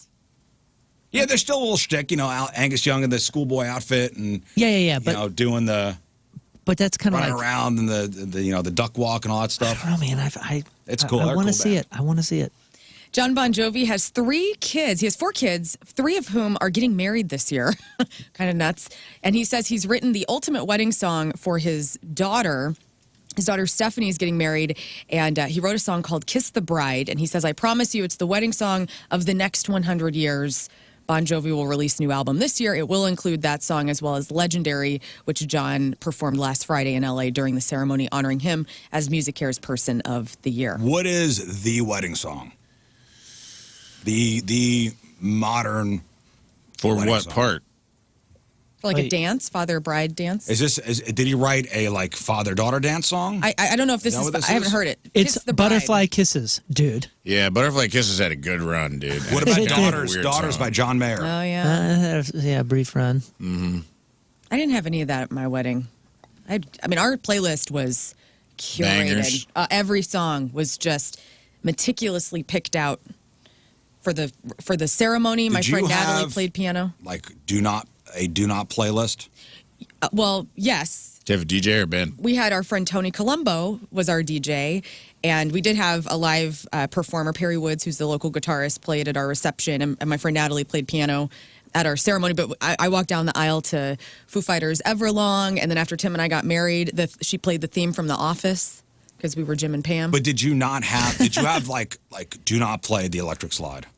Do not play the chicken dance. No, I don't remember if we did. Tim was kind of in charge of the reception playlist because he really that was the thing he really wanted to be a part of. So I was like, just run with it. And I had my requests. But no, I don't think nothing was played. The best part of my wedding was the last song of the night. Everybody is hammered. I didn't take my veil off the whole night. Like I was completely decked out, and my friends and I, we all sing Bohemian Rhapsody, but we do the vulgar version of it. And it was a huge grouping of friends on the dance floor singing Bohemian Rhapsody, top of our lungs, and that closed out the night. It was so good. Yeah, it sounds like fun. Cool. I don't know. Yeah, You I guys don't walked out to the office theme? Uh-huh. That's pretty adorable. I don't actually. like weddings where the bride and groom are like, well, you better not play the electric slide. Right. You better not play, Macarena. You better not play the chicken dance. People Do not I have think the fun chicken dance I songs. said no to. People love that stuff. That's good. That gets people on the dance floor. I know. Well, people danced at my wedding, man. I mean, I was out there the whole time. So but there was no excuse. Everybody had to get out there. Dude. So anyway, My friend got married this year and brought Vance Kelly and the Backdoor Screamers or whatever down from Kingston Mines Blues Bar in Chicago, and that might have been the most dancing I've ever seen at any wedding. Really? In my life. Really? They ripped, dude. That's I mean, cool. this is like a old school Chicago blues band that plays at Kingston Mines every single night.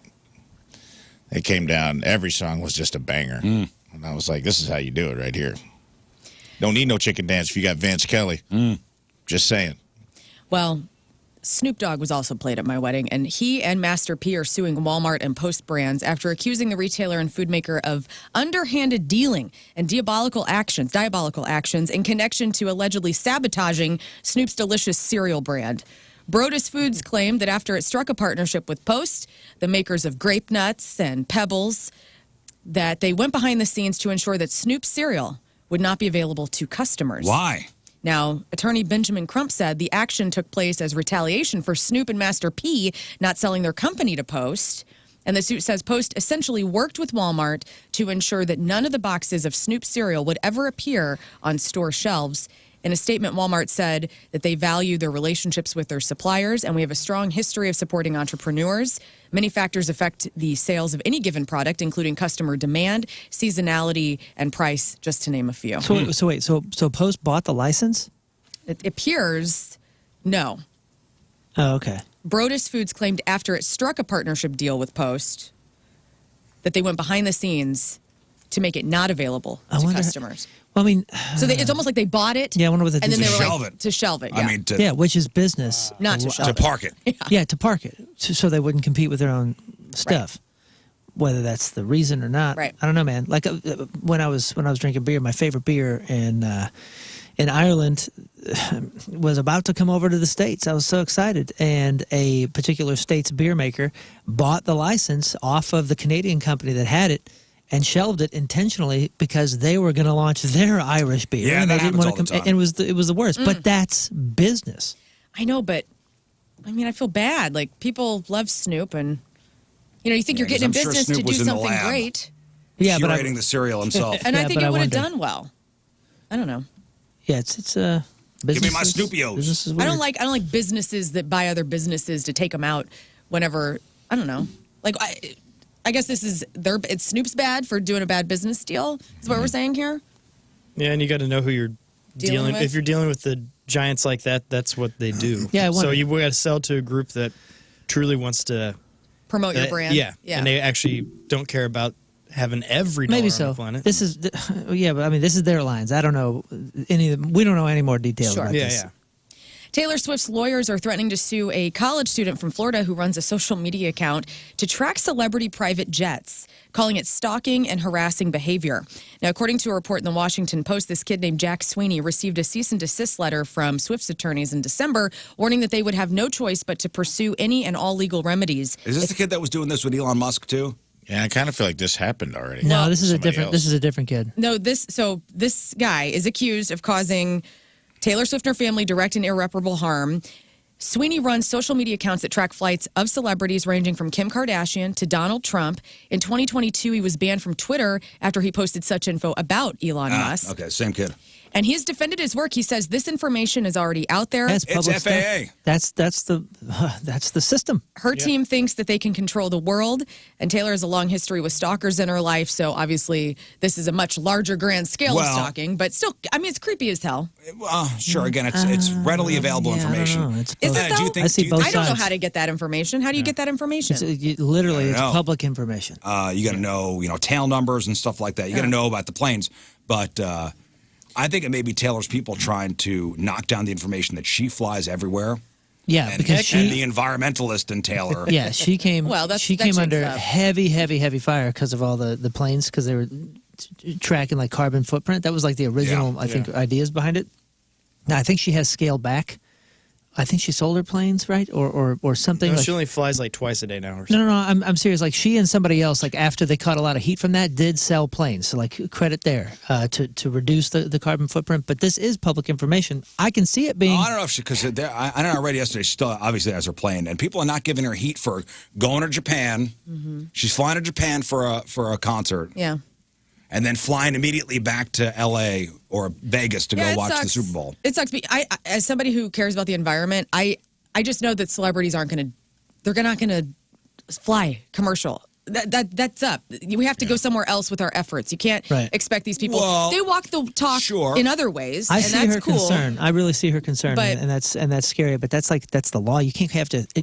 If you want to change something, you don't go after this kid and like threaten him. You know what I mean? Like I don't think that suit's going Yeah, to but go should he anywhere. have been banned from Twitter too? I mean, let's talk about Elon They let him Musk. back on though. Oh, they let him back on. I think it's a bummer that she's in, like, a celebrity could be in that situation, but it's healthy for us to have this ability to track, politicians and all that kind of stuff, see what they're doing and where they're going.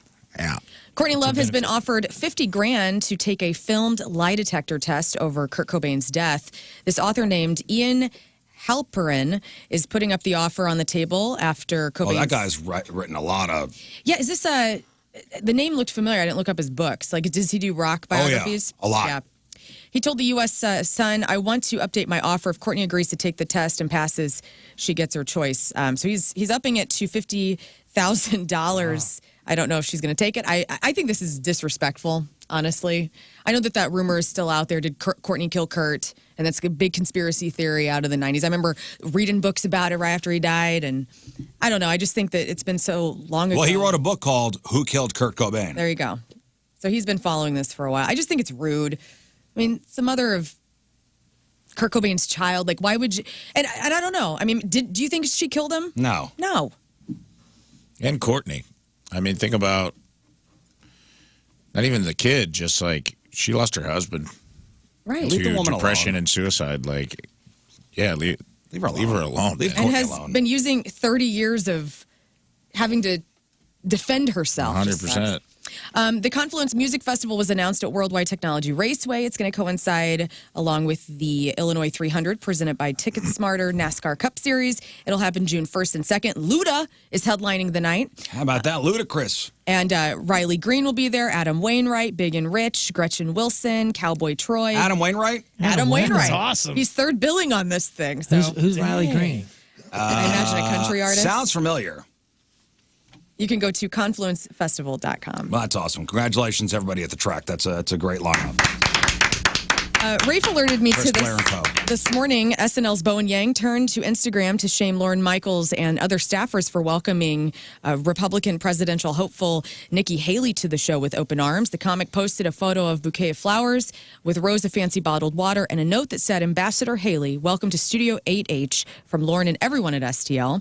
Yang shut things down with a snarky remark. He just said everyone with a smiley face, and then he deleted all of his content except for 6 photos that are just from his personal life, and everything from SNL content is deleted Yeah, it from was his yesterday, I Instagram. think. So what does that mean? No. Well, with Shane Gillis coming back this week, he was kind of embroiled in the whole. Bowen Yang and Shane got hired at the same time, and all of Shane's comments were kind of anti-Asian, and they fired Shane. So I wonder if there's been a series. Could be. There's a lot of speculation right now, but it's that's a really weird timing thing. Right. Maybe it's just a thing. Maybe it's a quiet protest. He's like, I don't want to promote this show on my page because they don't have my back. Right. Or maybe, there may be fallout coming. Who knows? I love him on SNL, though. He's very funny. I think there's been a couple instances where he's pushed back on some people they've welcomed on the show. So we'll see.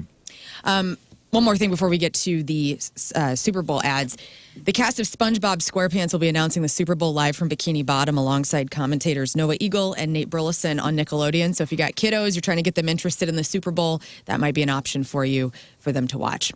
And finally, the Kansas City Chiefs and the San Francisco 49ers are headed to Vegas on February 11th for Super Bowl 58. One of the highlights of the big game are, of course, those commercials. And so we have some snippets of some of the commercials you're going to see come Sunday. Okay. So this first one is Coors Light featuring Lainey Wilson and LL Cool J. This is the Chill Train clip. All right, there's a little bit of He's here. Coors Light. Anyone want a Coors Light? Who's this? Lainey Wilson.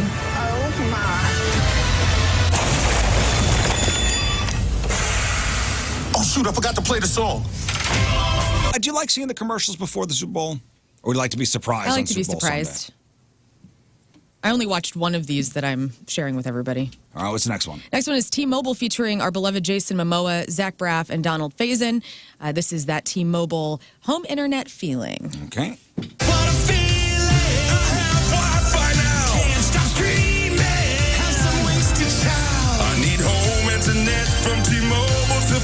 That's Jason Momoa, Flashdance. It sounded like Like King that? Scott in the beginning there. Do that again. King Scott. You in the Super Bowl?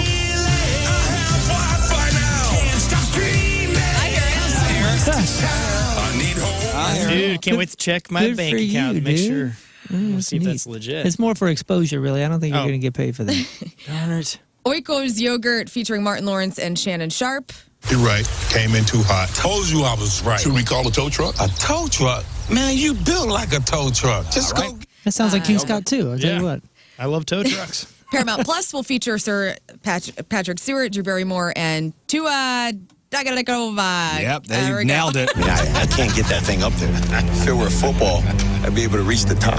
Yeah, I've seen What this. about a football-shaped head? We throw the child. Gutsy call, sir. Smart thinking. What? No, that's dumb thinking. You can't throw a child at a wall. Okay, Drew Barrymore. Then Ooh, take a look over. I like that. Hellman's will feature Kate McKinnon with the Mayo Cat. Okay.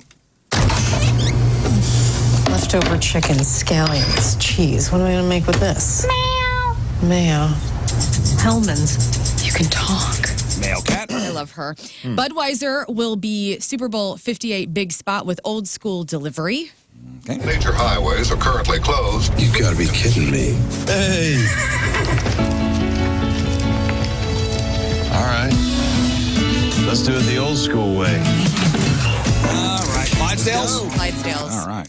And there's no audio for this one, but if you're a Rachel and Ross fan from Friends, there's a great David Schwimmer and Jennifer Aniston Uber Eats ad that's coming out. That's already up. You can see all of these commercials if you want to. We have all of them at 1057thepoint.com with our blog, and that is your crap on celebrities. Celebrities celebrating a birthday today. Tina Majorino from Napoleon Dynamite. That's Deb, Napoleon Dynamite. Also in Scorpion and Veronica Mars. She's 39. Ashton Kutcher is 46. Steve Nash, NBA Hall of Famer, is 50. Chris Rock is 59. Garth Brooks. Whoa. Whoa! Garth Brooks. Is 62. Happy birthday, Garth. All right, Garth Brooks. I love you, man. Eddie Izzard is 62 as well. James Spader is 64. And Robert Smigel, Triumph the yes. Insult Nice. comic dog, is 64 years old. I'll say happy birthday to my wife. Oh, my goodness. Wow. Happy This is birthday. our Happy birthday. 45 years old today. Today's porno birthday, which is being brought to you by Patricia's, where fun and fantasy meet, is Stephanie Swift. And today's birthday girl has been in 523 fine films, including Two Wongs Make a White. Oh, God, I just heard it. Wow. Two Wongs make a right? Two Wongs Make a White. Okay. That's the name of the movie. Yeah. She was in The Bangover. Somebody really was proud of themselves Yeah. when they came up with that one. Oh, yeah. Yeah. You said it's Taylor. What's her last name? Stephanie Swift. She is Stephanie, of no sorry. relation. Okay. The Bear Bitch Project, and a movie called Clam Smackers. Scott's favorite, Face Jam. It's a great classic. Jam! The Horny Hiker, she was in Knight in Shining Panties. Meatless in Seattle. Meatless in Seattle. You say Seattle? Seattle. Meatless in Seattle. In a movie called Potty Mouth. Sound like Wadney. And Who Could Forget a Role? In 2009's You've Got a Mother Thing Coming 3. Ooh.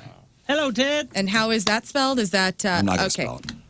Well, Stephanie Swift is 52 years old. That's porno birthday. Those are your crappy birthdays, and that was your crap on celebrities. All right, we'll take a break. We'll come back, and we got some of your emails. Those are stacking up. We haven't gotten to those in a couple days, but your emails are next.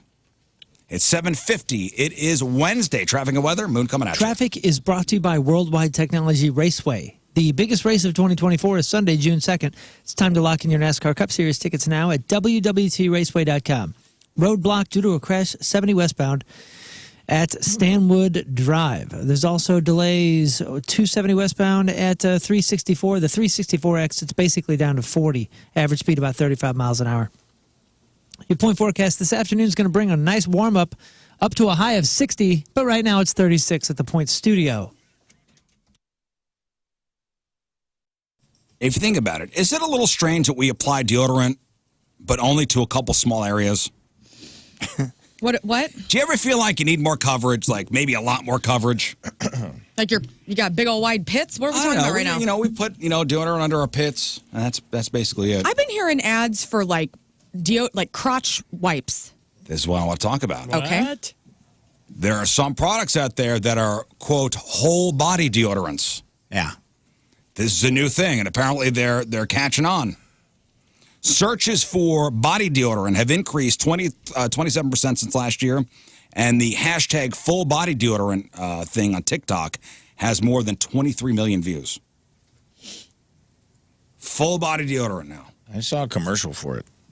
It's like a woman spraying her belly and being like, sometimes you stink other places. And I'm like, what? One expert says we're finding... Come on, man. Yeah, no, seriously. But I'm just saying, we know where we stink. Like, these people are just trying to sell more stuff for the people that think they had something to hide. One expert says we're finding that people are struggling with body odor in general. Men, they're focused around their chest and private areas, but for women, it's under bras. Yeah, dude, all of our butts are smelling, and people, I like the direct campaign. Hey, your butt smells. Smelly butt? Buy this spray, because you guys spray that ass. That's real. Spray that ass. Yeah. You know, and that's all right. Yeah. When I go to the gym, there's community deodorant spray that you can spray wherever you want. I haven't done it yet, but I just might. But it's there. Yeah. And you can spray it everywhere. Damn, that's the last community I want to join. This is high end. That is the last community item I want at the gym is the community deodorant. I'm good Well, it's like on a spray, that. and they have I that in the don't men's care. locker room, too. They've been selling a full body deodorant for quite some time. It's known as soap. Yeah. Yes. Like if you keep yourself clean. And wasn't that Axe? Welcome to Grandpa's Corner. Gimmick too I'm back just in the day? saying, man. Like, dude, listen. First of all, and I'm not talking about you guys. I'm not talking about you guys. But I'm just saying, like, typically, if I encounter somebody that is axing all, head to toe. That's what they used. That was their They're in high school. My first thought is like you're hiding something. Like like you're caught up in knowing that you stink and there's something that you're Yeah, it's like. the house with candles going all the time. It's a compensation. Yeah, it's a compensation thing typically. Or like Rizz said, like, is an 18-year-old that's just going overboard. It hasn't figured out like the balance yet. You're looking for the balance. I got a Manscaped trimmer. Yeah. I think they sponsored the pod or something like that. Yeah, I got one of those, too. And it comes with a little thing called, I haven't used it, but it's called Crop Preserver. Yeah, I got that, too. I haven't used it either. Crot? Crotch. Crop preserver, like crop dusting. In the little black bottle. Yeah, Black it came, spray and then bottle? when I opened it, it just looks like lotion, and I smelled it, and it's like real heavy. It's some kind of like mahogany teak. Well, it's aftershave for your pretty your much nutsack. Yeah. For the longest undercarriage time in the Keishi studio, there was some sort of ball deodorant. Yeah. And I got curious one day because it was in there for so long, and I said, well, what does this feel like? And so I put a little bit in my hands, and I rubbed it together, and it's like essentially a little talc powder for ball sacks. Oh, yeah, for like swamp ass. Yeah, and it smelled nice, and Isn't that really I bad imagine for your you? balls would be quite smooth after putting it on there. Isn't that really bad for you though? Putting powder. They have non-talc. Well, they have certain ones like monkey butt powder. Yeah, and doesn't have like talcum. Isn't that stuff like horrible for your? Yeah, there was like is that the cancers. Johnson & Johnson lawsuit? I think so. Yeah. They have non-talc. Oh, okay. Because something is like no good. Because I Maybe it's remember cornstarch, doing I that for a don't know short what it while is. and then reading some studies like, do not do this. What's the one that's for your feet? They got their version. The gold balm. Yeah, there's a gold bond? There's a gold bond Bond. for your gold bonds. Yeah. My dad used to you just put a little baby powder down the front of your pants. My dad, who would be like 74 now, he used to put like cornstarch in his underpants. Oh, Right, yeah, to That's soak the up old the school. moisture. And that's where bread comes I'd from. be like, what's up with this? Okay, I go to Gold his Bond house. Men's Essentials, refreshing, triple action, non-talc for all your private places. Hey, I though, appreciate it. The people that are like head to toe in it with Happy Axe nuts. and these sprays and all this kind of Yeah, crap. but that's like perfume. Like this is like deodorant. I think that's okay. But what I'm saying, what I'm going to ask is,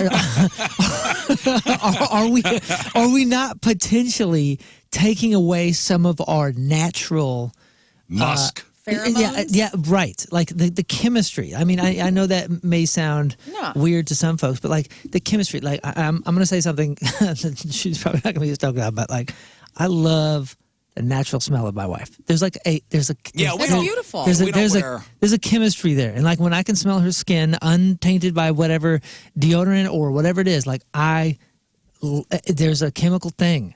I like the smell of my wife. I find that as the older I get, I am stinking a little more. Right. The men start to go downhill first. Yeah, I'm starting to turn. I would agree with what you're saying, but I bet that your wife has never been to brunch with their gal pals and been like, God, I love the way my husband's balls smell. Yeah, I'm not saying that. I'm just saying. But I'm saying like, are we not risking like some of like the natural chemistry that we perhaps could be having? So I know my pheromones are absolutely amazing because I believe that whenever you break a wind, it's just a mass amount of pheromones that go out. Oh, God. And whenever I was single, I would do that at the merch booth or something like that, and all of a sudden the most attractive female you've ever met comes over to talk to you, and you're just like, my pheromones work, dude. Chemistry, This is man. awesome. Yeah. Tell you what. I love when men smell good. Like Tim, I just bought him a new cologne and I got a whole sample set for him from Nordstrom, and he goes, pick out the ones you like, and then I'll narrow it down if I like any of them. Narrowed it down, and like there is nothing more of a turn on than a good smelling person. But do you also agree with me that there is a fine line? There is a very fine line, and it's like you can smell good, and you can smell attractive, You overdid it. and whatever, and then you Sure. can smell like, oh, you're covering for the lack of cleanliness. Like that line is hard to see sometimes. If you're spraying to cover stink, But that's what the I'm saying. stink mixes with the good. Whether Well, we're going to get into the stinky season soon, so we got to figure this out. Because some people take extra showers if they feel they need it. So, others use fragrances or even layering their clothes to master their odors, or they apply their usual deodorant to other areas, even if they weren't designed for that. So I guess the idea is that these newer products are safer and more effective to apply throughout your body, not just under your arms. Yeah, there's also a lot of talk of natural solutions that don't require a special product, but these full-body deodorants are now a thing. Yeah, and ladies and gents, don't get there's dude wipes and then there's feminine wipes. It's all good. Don't feel keep clean, man. self-conscious about that. No, like keep make clean. it all smell good down there. Give it a good wipe down. Give it a good pat down. TSA your balls. Yeah. You know, just pat them down. Yeah, pat them down. Make sure nothing hurting nefarious nobody. is going on down Stink there. detector. Ain't hurting nobody. Yeah.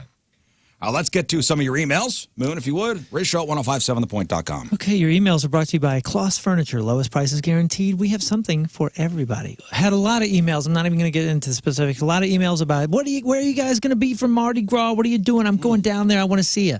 When is Mardi Gras? Saturday? Mm-hmm. Yeah, we're not Not going going to to be there. I will be at Comic-Con. Oh, yeah, Springfield's Comic-Con. Heck Yes. yeah. The hometown of Mardi Gras. We're going to be Saturday. Saturday, not at Mardi Gras.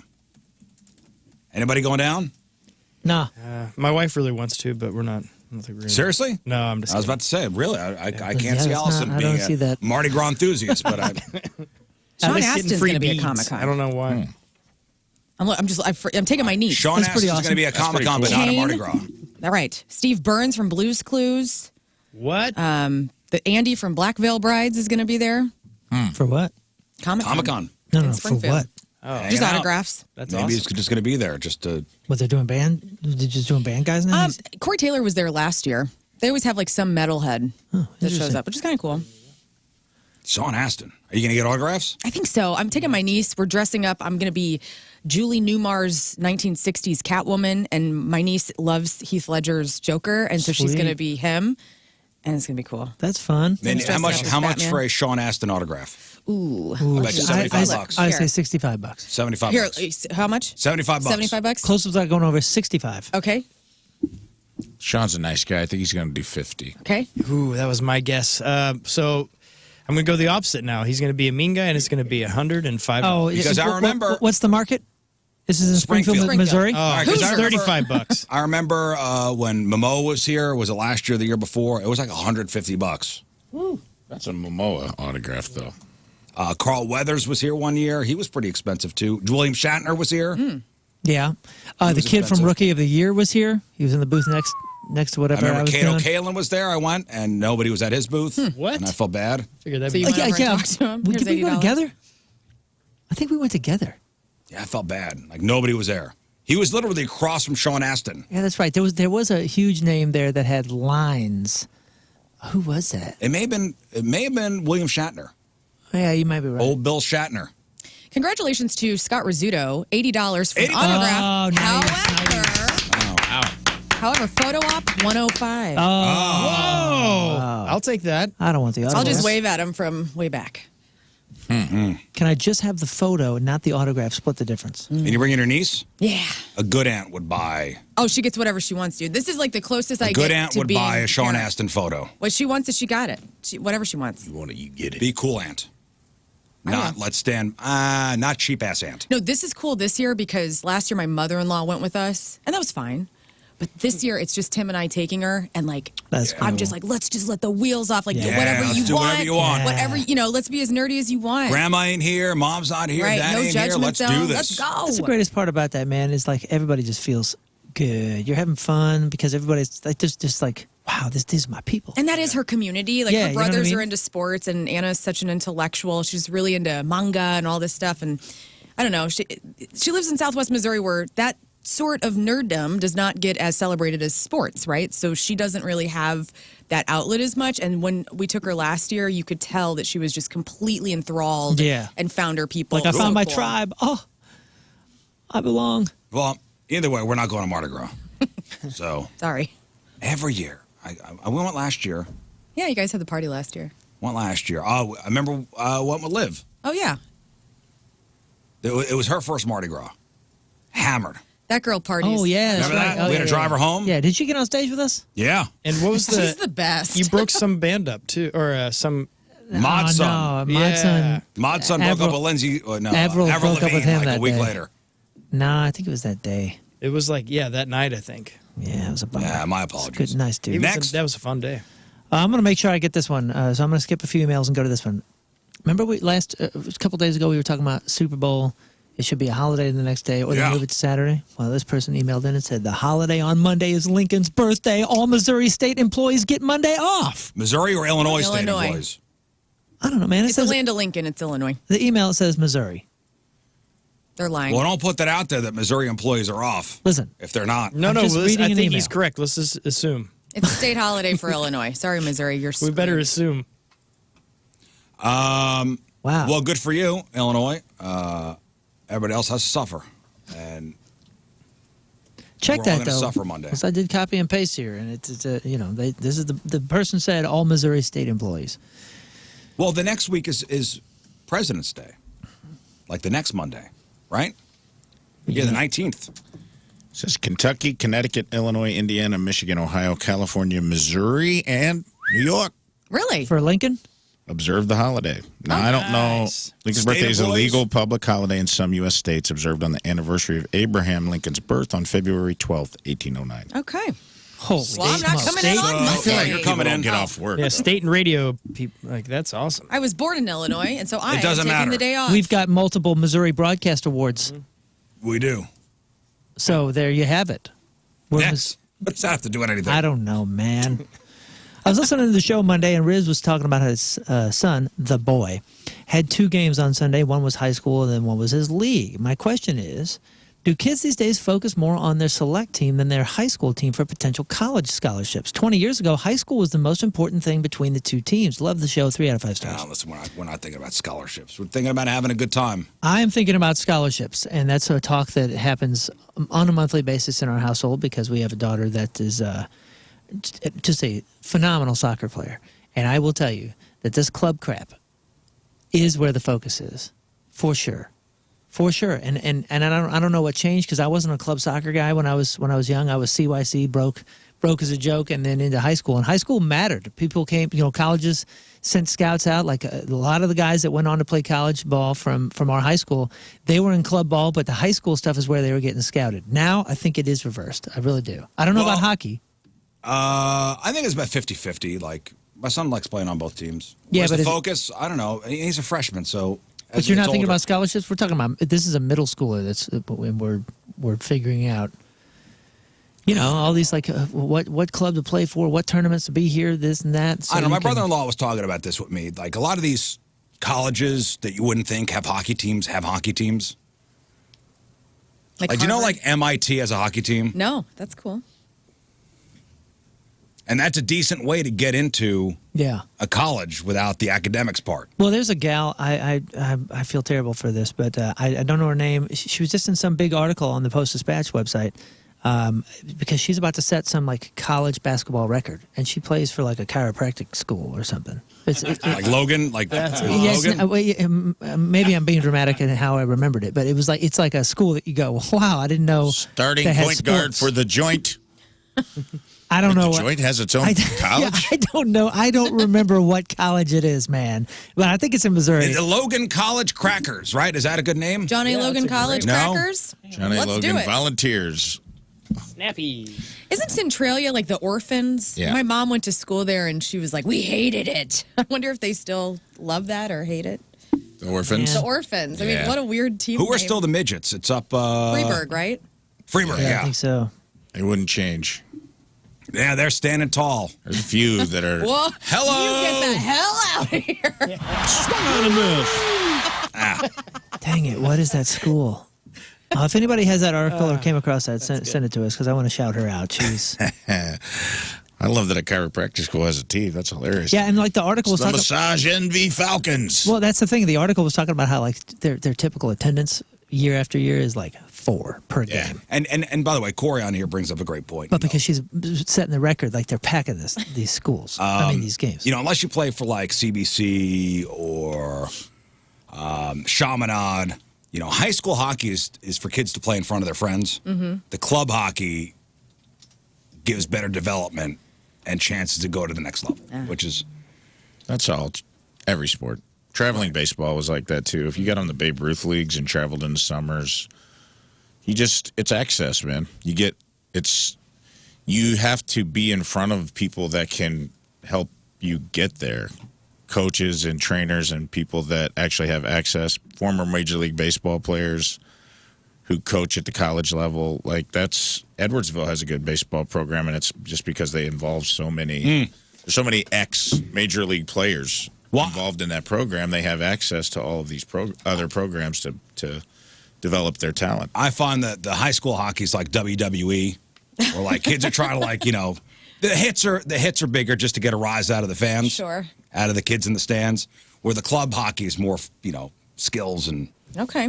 Oh, here it is. Not taking anything away from high school hockey. It's great. I love it. Okay, here's the headline: St. Louis pharmacy student in race to become all-time college basketball scorer. Oh, the St. Louis School of Pharmacy. What's their? It's the University. Oh, is that Caitlin Clark?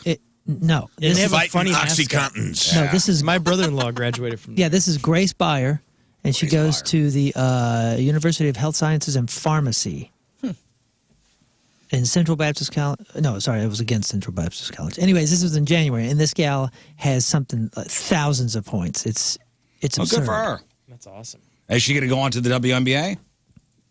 I'm not sure that's the focus. She'll probably make more money doing something else. Doing in pharmacy Being work? a pharmacist. Yeah, it looks like the current record is 3,527 points. And as of January something, Grace Beyer has 3,496 Killing points. it. Good for her. That is just and their mascot's the ridiculous. eutectic. That's what it is. What? The eutectic. What the hell is that? It's a homogeneous mixture that has a melting point lower than those of The constituent. Science Dude, I joke knew right that, now? man. I just want to see if you knew. Yeah. Next. You guys didn't know that. You No. guys are dumb. Hey, gang, not sure if you guys have talked about this on the show, but the U.S. issued a travel advisory for Jamaica a few days ago. Basically, on a scale of 1 to 4, it's a level 3 advisory, saying to reconsider all travel. It's due to increased violent crimes, mostly homicides, home invasions, robberies. My brother and sister-in-law have an all-inclusive trip to Jamaica booked for their anniversary in 2 weeks.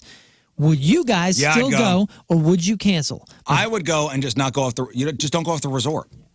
Well, yeah. Well, you didn't talk about Jamaica, but you talked about Bahamas. And remember, there was an advisory for the Bahamas, and they were talking about people that were renting Airbnbs, which is similar to what Rafe had just done in the Bahamas and not had private security. That is an increased risk. Yeah. Yeah, whatever. So I was on a Jamaican resort once, and my buddy and I were wandering around, and we wandered to the resort boundary. Oh, so brave.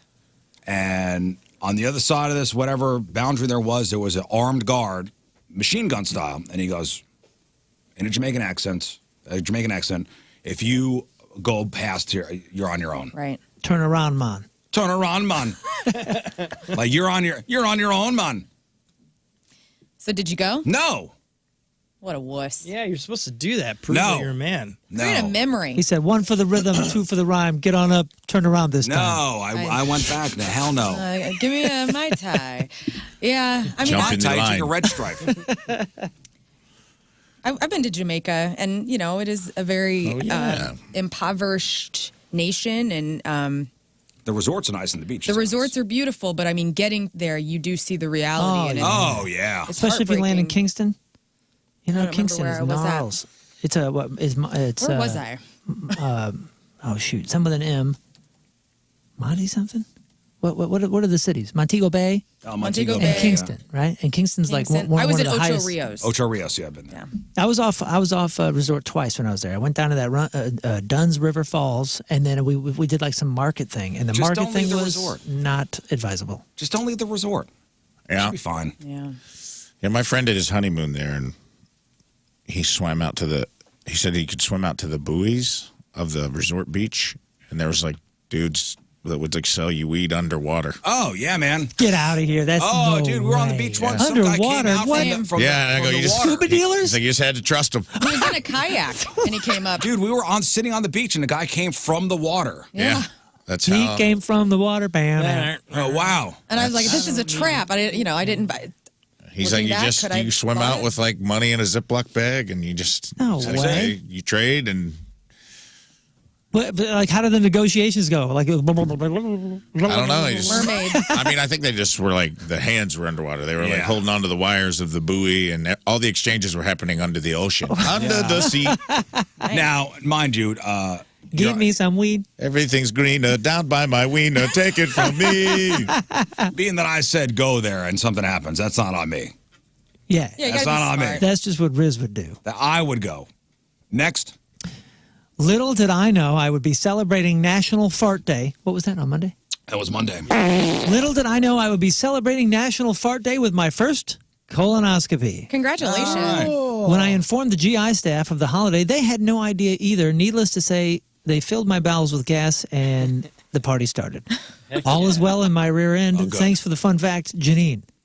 Way to go, Janine. Good for you, Janine. Yeah, man. that's awesome. Congrats. Schedule Hope one of it those. turns out great. Mercy keeps calling me on. You need to schedule a colonoscopy. You can do it. Yeah, what are you doing? Why they're tracking you down? Yeah, I need to go. What are you, silly? I know. So one Toby more. Keith died on National Fart Day.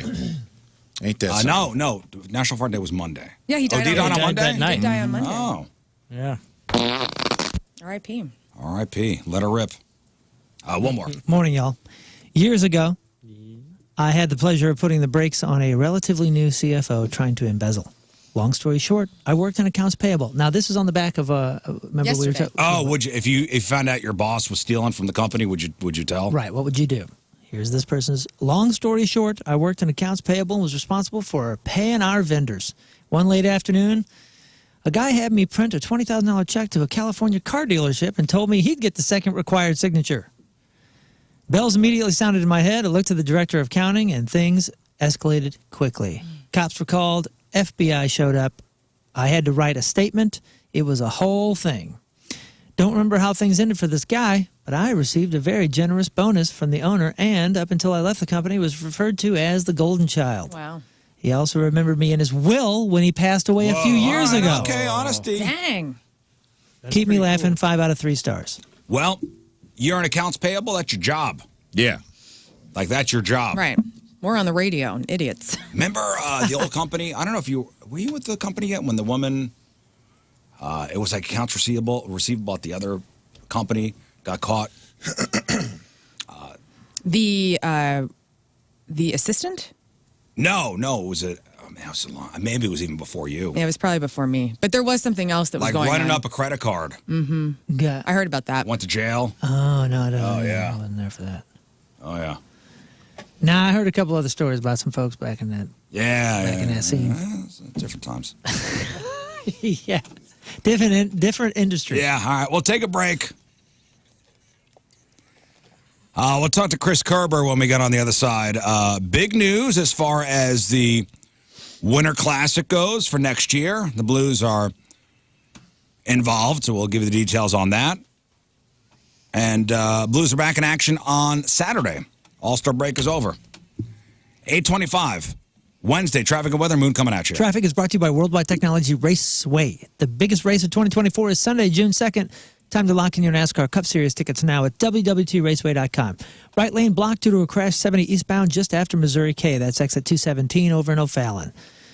We also have some trouble on delays 64 eastbound between 61 Lindbergh and McCausland. Average speed 25 miles an hour. Your point forecast the afternoon is going to bring a nice warm up to a high of 60. Right now it's 37 at the Point Studio.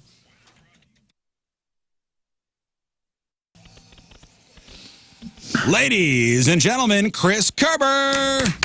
Yeah. Good morning, Chris. Morning, everybody. Hi. How are you? How are you doing? I'm doing good, thanks. Good day so far. Good day so far. How's your time off been? Time off is good. Over in Kansas City this morning. Oh, nice. College visit today. So, yeah, you know what? It's been a good all-star break of dad stuff. Oh, good. Spend some time with the family. I tell you what, hockey season's grueling. It's a long season. How long does the season last? It's from preseason to playoffs. It's from about 26 total weeks. Yeah, half the year. That's regular season. That's regular season. So, yeah, you go from middle of October to middle of April. Yeah, throw on preseason stuff and postseason stuff. I mean, you're talking September to May. Yeah. When you start, camp typically opens up about September 20th. Lately, it seems to be so right about there, and then shoot, you can go to June 10th if you go all the way to the Stanley Cup final. Yeah, that's wild. So it can be long, but you know what? I always get a kick out of those that think, the season's too long. The only people that think seasons are too long are people that are not fans of that sport. Right. Exactly. Because if you're a fan of it, you're like, no, I like the fact that it's on. I like the fact that I can watch and listen and go to it. So it can be a grind. I'll tell you what, more from a player's perspective, it is a physical and an absolute mental grind. And here's where the biggest differences come. I'd say in the last 20 years, you used to go down. You could go down to Florida and you figure, okay, you don't have to have your best game, and you could beat the Florida Panthers, right? Or there were always teams that were just. You could tell that there was such a big difference between the bad teams and the good teams. And yeah, there's still a big difference when you look at, say, the Edmonton Oilers right now, who lost last night to Vegas, and then and the Ottawa Senators. But if you take a night off, the Ottawa Senators can beat you, right? And you feel like the players feel. Really you are in a playoff battle from day one of the regular season. That's the biggest difference here, is for an 82-game grind. You feel like if you lose 2 or 3 in a row, you've just lost a lot of ground. It's that's the mental grind that's on top of the physical side of it. Well, there are a couple big NHL stories to talk to you about. First off, the NHL players are now allowed back in the Olympics. That's big news. That kind of broke this week. That's great news. It's been 3 Olympics since they've been. The players really wanted to participate in it. Now, the problem has been is that aside from the fact that NHL players are playing in the Olympics, there was no benefit to the NHL from a business side. As a matter of fact, the NHL was on the hook for for insurance for the players. So a player goes over and gets hurt in the Olympics. You know, let's face it, it's the best of the best going, right? Yeah. If McDavid went over and played in the Olympics and got hurt, the Edmonton Oilers are hosed, and there's no insurance to cover the salary, the whatever. And then on top of that, the NHL couldn't even use any of the footage. So you couldn't use any video, anything of that, despite the fact that NHL players going over there make it maybe the biggest draw that the Olympics has. Well, I think that, you know, the NHL players playing in the Olympics, that's a big commercial for the NHL.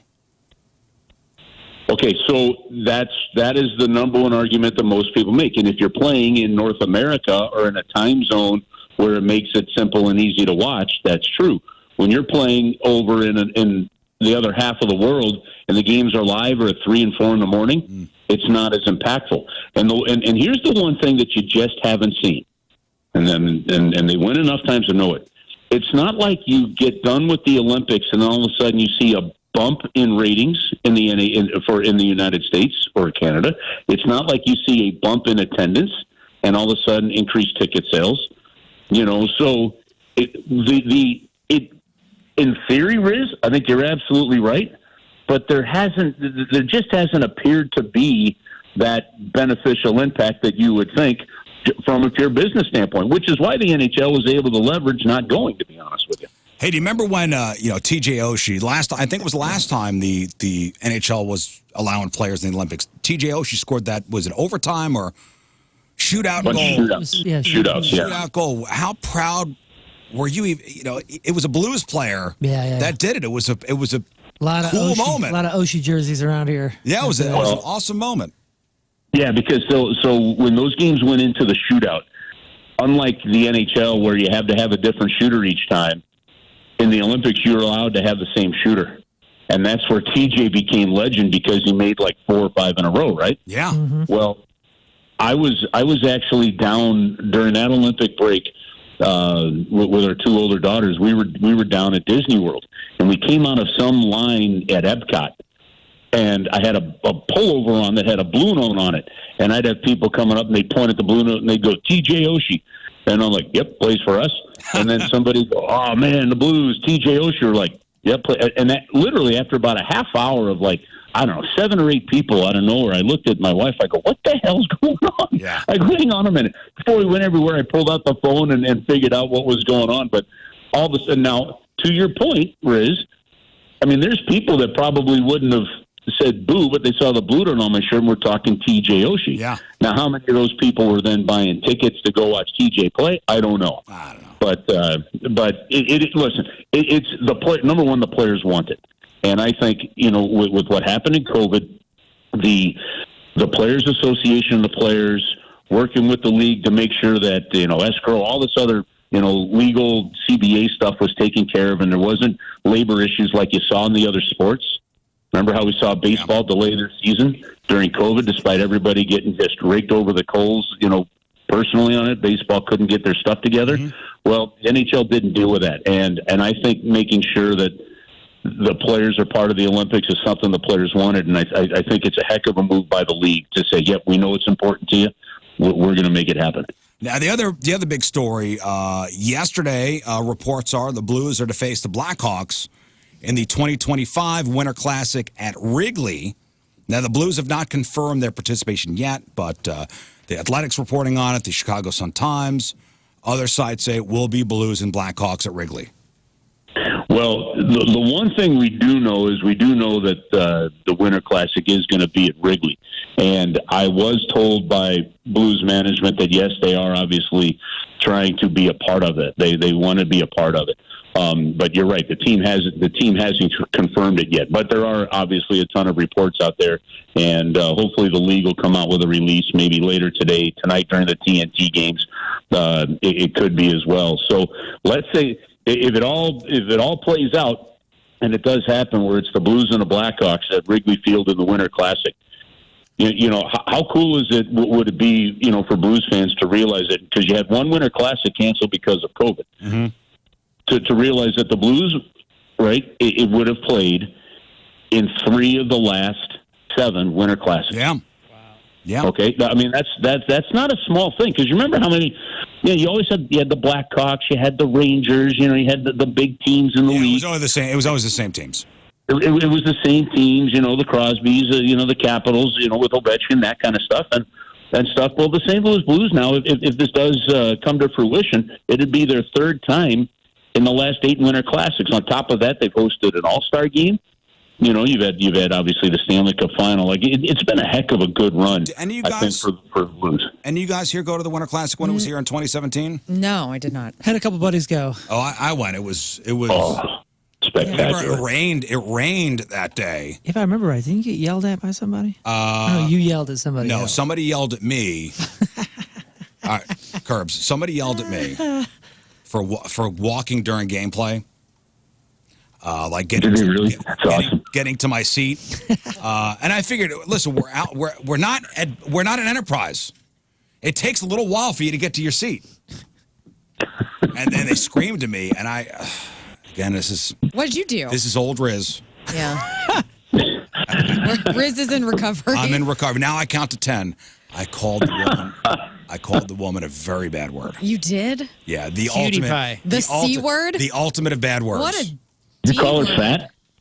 No, way worse.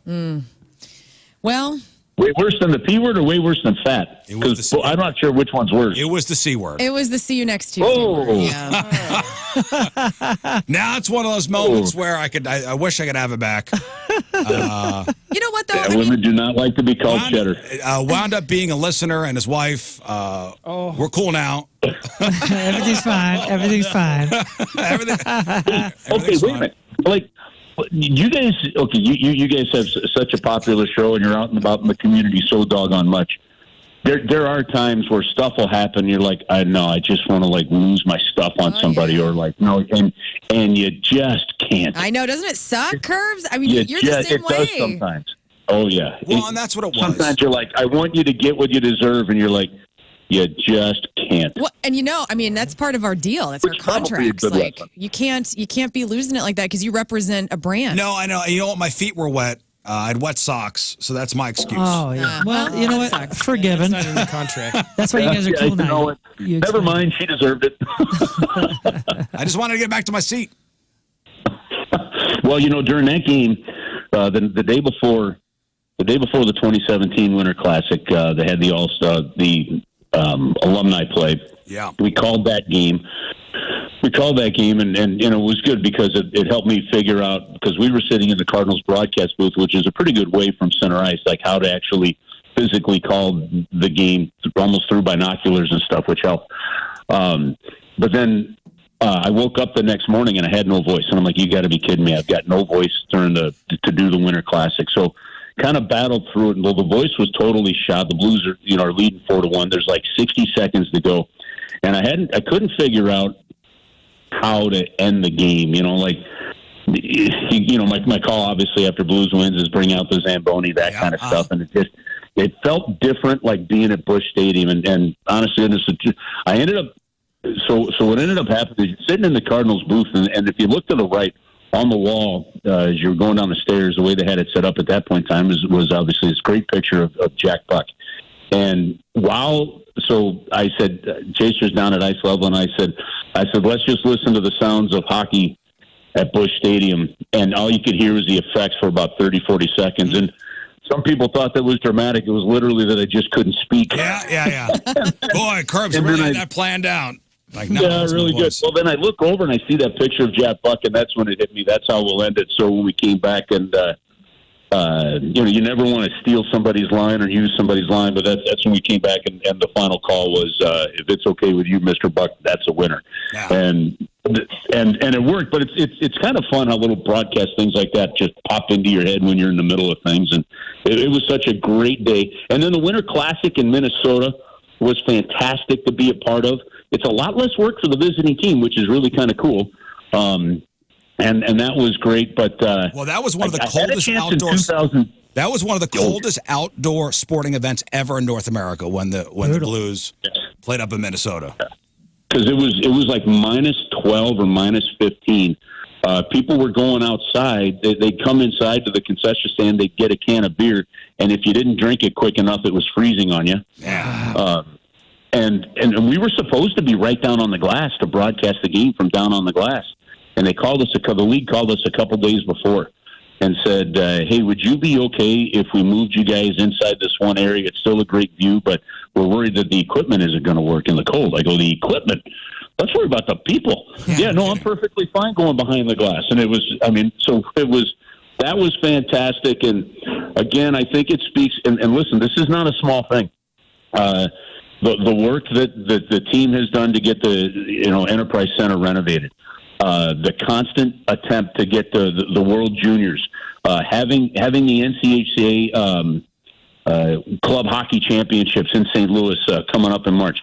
There's so much going on, and the way the fans continue. I mean, here's a team that's in a rebuild, and the Blues are still selling games out, right? Yeah. I mean, believe it, the league looks at that kind of stuff, and if it does happen that the Blues are in this Winter Classic, it's no small part to the fact of what the fans continue to do to support this team. It's a big, big deal. TV ratings, all that stuff, radio, it all plays a role in this. Yeah, they're not going to put stinkers, on prime time. No, and if you think about this, if it does happen, this is a matchup that may not be all that sexy in terms of top teams in the league. Yeah. Yeah, but we'll see Bedard. We'll see Bedard. That's cool. Bedard. You'll see Bedard. You could see Snuggerud for the Blues. You could see it could be a heck of a game of young talent. All right. Well, you guys are, heading out to Buffalo, back in action Saturday, back from the break. So enjoy the rest of your All-Star break. Enjoy time with your family, and we'll talk to you next week, Curbs. All right, you guys. Have an awesome rest of your week, and we'll talk to you once we're rolling again next week. There we go. The great Chris Curb, everybody. Enjoying his time off with his family. All right, we'll take a break. We'll come back. We'll give away some stuff. We're going to play Gay Bar or Steakhouse, okay? All right. Gay Bar or Steakhouse. Very simple game. And Rafe's done the groundwork here. He's gone to each one of these. I know he has. Each one of these establishments, just to verify. And I've eaten at all of them. Mm-hmm. Very good.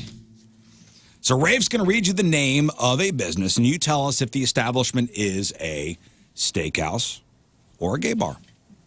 2 out of 3 right, you win your choice of prizes. Rob Zombie Alice Cooper tickets, Point Fest tickets, and Dropkick Murphy tickets. You have a Moon Lifeline and you have a Lern Lifeline. Cool. And I, too, have eaten at the steakhouses and the gay bars. Final? Are their answers final? Their answers are final. All right. Their answers are final. Lern's answer and Moon's answers are binding and final. Gay Bar or Steakhouse, 314-624-3833, 618-398-3833. We'll play next. All right, 8:51. Wednesday, traffic and weather. Moon coming at you. Traffic is brought to you by Worldwide Technology Raceway. The biggest race of 2024 is Sunday, June 2nd. Time to lock in your NASCAR Cup Series tickets now at www.raceway.com. We have a right-hand shoulder block due to a crash, 270 southbound at 64. Further south, the average speed is down to about 30 miles an hour, 270 eastbound between 44 and Big Bend. Pardon me, your point forecast this afternoon brings a warm-up high of 60, but right now it's 40 at the Point Studio. All right, welcome back to the program. Let's give away some stuff. All right, today's contest is sponsored by Flynn Landscaping, specializing in lawn, landscape, irrigation, and arbor. Now hiring. Call 314-243-6784. All right, we're playing Gay Bar or Steakhouse. Okay, so Rafe's going to give you the name of a business, and you tell us if the establishment is a gay bar or steakhouse. You have a Lern Lifeline and you have a Moon Lifeline. Mm-hmm. And they are binding. Yes. Once you go to Lern, you need to stick with our answer. Once you go to Moon, you need to stick with his answer. Each caller gets 2 lifelines. Yes, they do. Just to be clear. Okay, yes, they do. Cool. So again, 2 out of 3 right, you win your choice of prizes. We've got tickets to go see Rob Zombie and Alice Cooper, big summer show at Ministry and Filter, September 1st at the Hollywood Casino Amphitheater. We got tickets for Point Fest 2024, featuring Bad Omens, Wage War, Grandson, Avatar, and more. Saturday, May 18th at the Amphitheater, and we got tickets to go see Dropkick Murphys with special guest Pennywise. That's on the 26th of this month over at the Factory. All right, 314-624-3833 or 618-398-3833. Let's go to Michelle in Wentzville. Good morning, Michelle. Hey, good morning. Hi, Michelle. Let's play gay bar or steakhouse. Hi, Michelle. Good luck on gay bar or steakhouse. Are you ready? Ready. Starting out, the back room in Apopka, Florida. What was the name of that? The back room. We are going to go with gay bar. Oh, for one. That's a steakhouse. The Sorry, back that room. is a steakhouse. The rump room. What? Oh, no. All right. All right, you're 0 for 1, but here's where you turn it all around. Number 2, The Rock in Phoenix, Arizona. Gay bar. Gay bar indeed. Correct. All right, Michelle. Comes You down to this smell it. one. All right, here we go. Woody's, KC, in Kansas City, Missouri. That's Woody's, KC, in Kansas. We are going to go steakhouse. Steakhouse is wrong. Sorry, that is a very gay bar in Kansas City. Woody's KC is a gay bar. That's a shame. Marty, hello. Hey, good morning. Hey, Marty. Don't forget you got to learn and you got a Moon Lifeline if you need them. Here we go. Okay. All right, Marty. Good luck. Number 1, Club A in New York, New York. Club A. Gay bar. Steakhouse. Sorry, no, that is a steakhouse. 0 for 1. Here we go. Eagle Guest Ranch in Detil, New Mexico. Eagle Guest Ranch. Gay bar. And we say goodbye to Marty. We're 0 for 2. Man, these people need to go to more gay bars. What do you mean these? Or Or steakhouses. steakhouses. Brian. Oh, man. Hello, your, Brian. Your shrug was worth like 3 sentences. Yes. All right, Brian, here we go. Gay bar or steakhouse? Brian, turn this game around for the people of St. Louis. Here we go. Steakhouse or gay bar, Brian? Doogie's in Manchester, New Hampshire. A Doogie's. Steakhouse. Gay bar. And, all right, we're going to slowly turn it around. Here we go, buddy. Number 2, the Beaumont in Catsonville, Maryland. Steakhouse. Yeah. There you go. There you go. Here we go. Getting there. Here we go, Brian. Here we go. You do have lifelines if you want them, but don't have to take them. Here's number 3, G Love in Portland, Oregon. G Love. I'm going to have to go with Lern on this one. Lern. G-Love, show me gay bar. And we say goodbye to I Brian. need to go to more gay bars. He needs to go. Well, I don't eat the steaks, guys. I mean, That's true. I don't know. Doesn't I got matter. gay bar on the mind, you know? G Love and the special sauce. Okay. Chris in Cottleville. Good morning, Chris. Morning. Let's get a winner here, Chris. All right, we got a lot of tickets. We want to give them to you. We really do. Here we go. Gay bar, steakhouse, Chris. Daniel's Broiler in Seattle, Washington. Daniel's Broiler. Daniel's Broiler in Seattle, Washington. Let's go gay bar. Steakhouse. Got you on the broiler. Oh, man. What? I bet you Daniel's Broiler. Daniels is. It's got the apostrophe after the S. That's I don't know. Daniel's. Yeah, why do they have to do that? I don't like that. All right, anyway. The Back Door in Bloomington, Indiana. This is a different. We had the back room. The Now we back got the room. back This door. is the Back Door in Bloomington, Indiana. Gay bar. Yes. Good job, buddy. Very good. What a name, huh? A little on the nose. Oh, yes, very much so. All comes down to this. Little Joe's in Honolulu, Hawaii. Little Joe's. Steakhouse. We got a winner. All We right. got a All winner. right. All right, Chris, hang on. Good job, buddy. That's great. Finally. That's great. Matt in Fallon. Good morning, Matt. Oh, What's What's up? up, cuh? Let's make it 2 in a row. Okay, dude. You ready? yeah. Gay Bar Steakhouse, dude. Check it out. Blackstone's in Portland, Maine. Steakhouse. No. I like your Gay bar, confidence. okay. I love your confidence, but maybe let me finish. Sorry. That's okay. It's your tickets. You do whatever you want, man. 0 Here for we 1. go. 0 for 1. Stony River in Troy, Michigan, Stony River. Let's go steakhouse. Yes. There we go. Let's go Steakhouse. steakhouse. All right, it comes down to this. This is for big ticks, buddy. Bosco's in Columbus, Ohio. Bosco's. Let's go steakhouse again. And we say goodbye to Matt. Bye, Matt. Sorry, bud. Oh, man. Saw it, dude. So close. Sorry, So kid. far. He had all the confidence in the world, too. He did. man. Steakhouse. I like that, yeah. All right, Ben. Good morning. Happy birthday, Rizz. Thanks, buddy. Here we go.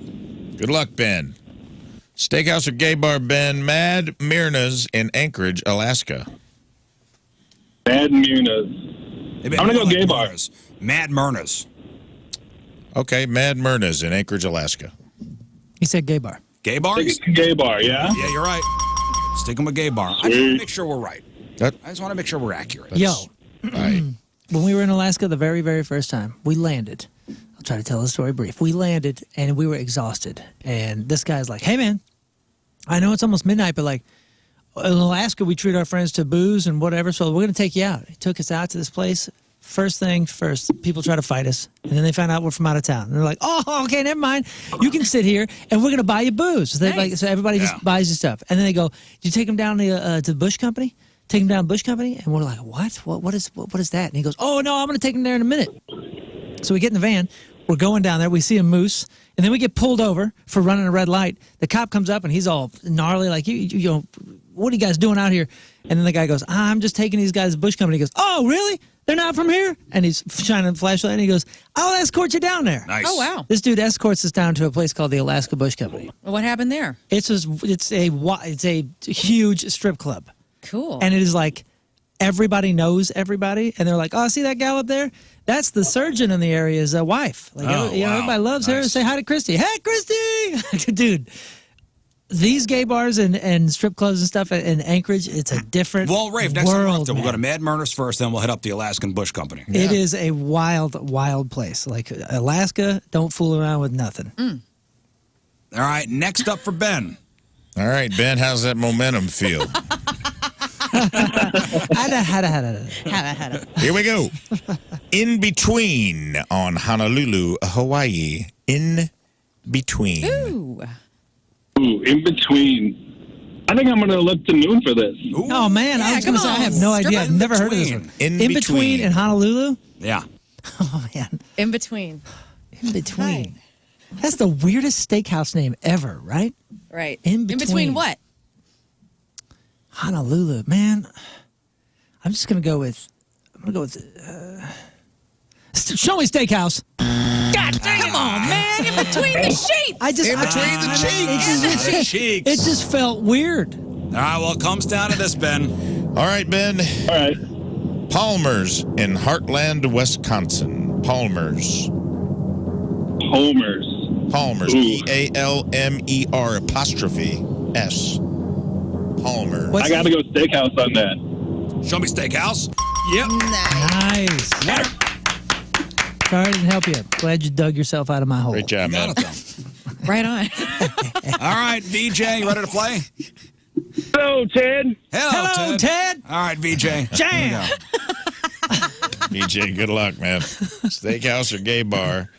Yosemite Ranch in Fresno, California, or Yosemite Ranch in Fresno, California. Let's go to Moon on this. All I right, say Mooners. gay bar. Oh, man, we're off today. Sweet. Sorry. You've been to Yosemite. I've never been to Yosemite Ranch. All right. In Fresno. Number 2. Yeah. That's where you fly in. Georgie's in Asbury Park, New Jersey. Georgie's. Let's let everyone play. Lern, what do you think? Dude, I think that is gay bar. Yeah. Yes, Lern. Good lifeline. All right, VJ, you're on your own here. All right. This should be a slam dunk. We'll see. Bubby and Sissies in Alton, Illinois. Oh, steakhouse. Oh, man. That's what I guessed, too. That's a premier gay bar in Alton, Illinois. Is it really? Oh, fun I wanna time, go. too. Love that place. We should all go. It is a very fun time. Excellent service. Good friends. Good All right, fun. let's go to Brandon No in stakes. Perryville. No stakes. Brandon, hello. How's it going? So far, so good. Hello. Let's play Gay Bar Steakhouse. Okay. All right.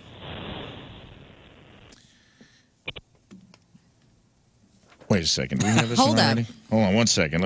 I got to do a quick integrity check here. While and you make sure we do get- that, No, I think it's a new one. Okay, True good. Detective Night Country, just speaking of Alaska, if you're not watching it, you're missing it. Oh, Lord, it's good. That's good. Oh, Lord, it's scary. Scary. Supernatural. Okay. All right, here we go. Number 1, Gay Bar Steakhouse. On the right, towards the 30H. Okay.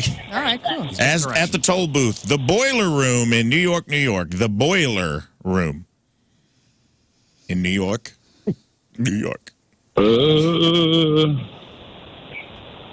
go gay bar. Yes, Gay Bar. Well yes, done. Yes. the Freddy Boiler Room. Krueger's Gay Bar. Off to a good start. Here we go. Buckley's in Merrimack, New Hampshire. Parkway, then take the first right. Steakhouse. We got a winner. Eagle call. That's how you do it. Eagle call for tickets. Hang on, Brandon. My fat fingers. All right, one more contestant. Let's go to Don in Kirkwood. Don. Yeah. All right, Don. Final contestant. Gay Bar Steakhouse. Here we go. All right, Don. Good luck. Down Mecca. The Apartment Lounge in Grand Rapids, Michigan. Steakhouse. Nope. Gay Bar. Next. Sweetwater's in Westfield, New Jersey. Gay bar. Nope. And we say goodbye to Don. Goodbye, Don. Goodbye, Don. Bye, Don. Grand Rapids is a fun town. That's kind of Never a. been good there town. either. It's people are just. It's a real clean town. Yeah, it's like they realize they're in Michigan. They're like, we better do a lot of stuff to entertain ourselves because this place. And kinda not really sucks. much up here.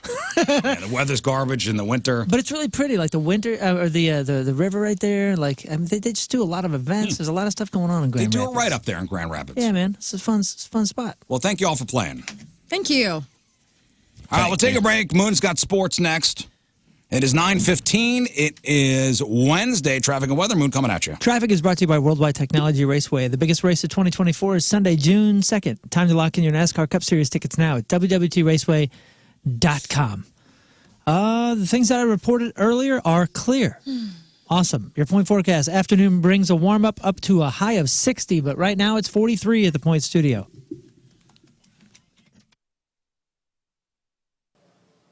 Looks trending on Twitter. Oh, no.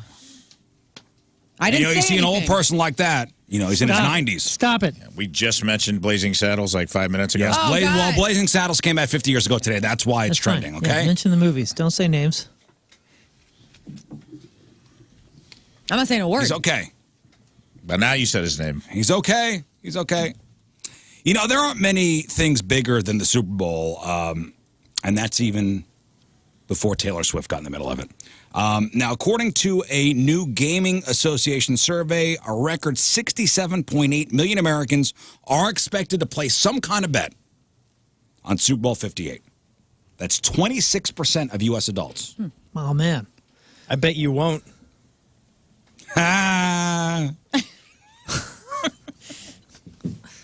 Overall, people plan to wager a total of $23.1 billion in the big game, which is up from $16 billion last year. Still, the 49ers are 2-point favorite. 49ers given 2 points. Over-under is 47.5. So what would you take? I would take 2 points pretty much straight up. So I would take the Chiefs. taking the Chiefs. Yeah. Especially because they're 2 points under, right? Yeah, so they're getting 2 points. Yeah, like I personally believe that they have a better chance of winning, and the fact that the odds are in my favor if I win that bet, that's double reason I would. Yeah. What about the over-under?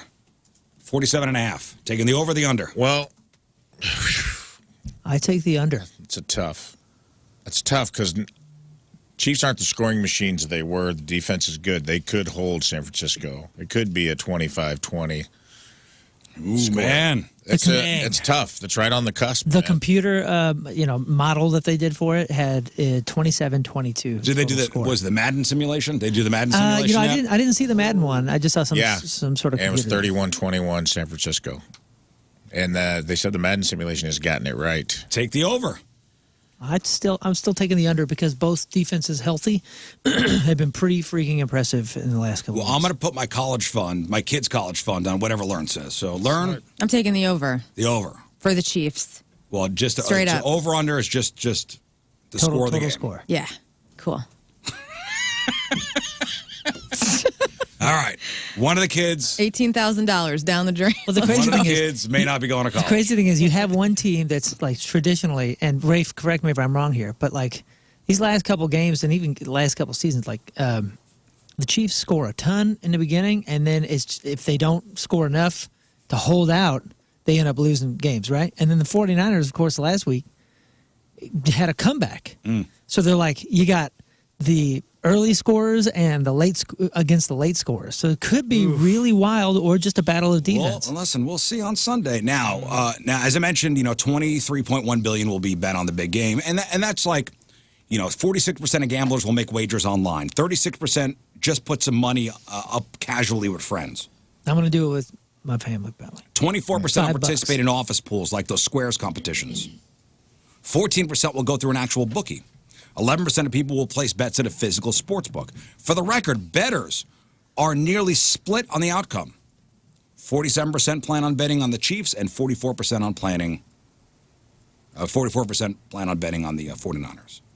That's cool. I mean, that's going to hopefully make for a great game. Everybody's, it's gonna be fun. Vegas is expecting a good game. That's cool. Here's some other bets here. All right, let's see. How many beers will Patrick Mahomes' dad have at the game? Oh, that's not nice. How would you even know? Like on camera? It's illegal, right? He can't have any. He's not allowed. Will Andy Reid check to see if the Super Bowl coin is made of chocolate? I'm going to bet yes. I'll just let him have it. How many hundreds of commercials will feature Kevin Hart? Will Reba McEntire greet the crowd before singing the Star-Spangled Banner with a howdy or a hey, y'all? Man, what a Rafe Super Bowl we're having. Chiefs and Reba. I just kind of put that together for you. That's awesome. Reba's not going to let the Chiefs lose, dude. She's going to lift them up on high. On Eagles' wings. What quarter will Jason Kelsey strip naked? Hopefully just arrive. He'll arrive shirtless. Just walks in shirtless. I don't think he's going to do that stuff. No. Nah, I don't think he wants to take it away from his brother.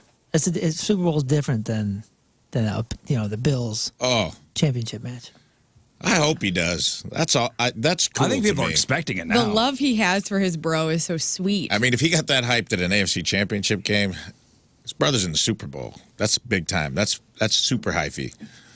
Yeah. Get in there. Is he the older brother? Yeah. Yeah. And how many times will Tony Romo react to an amazing play like a 10-year-old seeing boobies for the first time? Why does everybody hate Tony Romo? I don't. I like him. My mom's all hating him. I love him. Your mom does not like Tony Romo. My mom hates Tony Romo. Wait, why? Posts. She just gets super I annoyed. think he's great. I think he's attractive, and I don't mind him.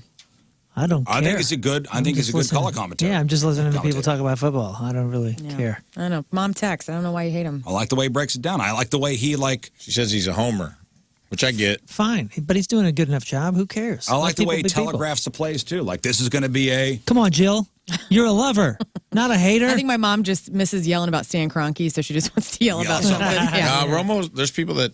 I was having the conversation with someone else, and they were like, I can't stand him. Yeah. And I was like, what's your beef? And they... Same thing. They said he's like kind of a homer for whoever the home team is, and then he's like...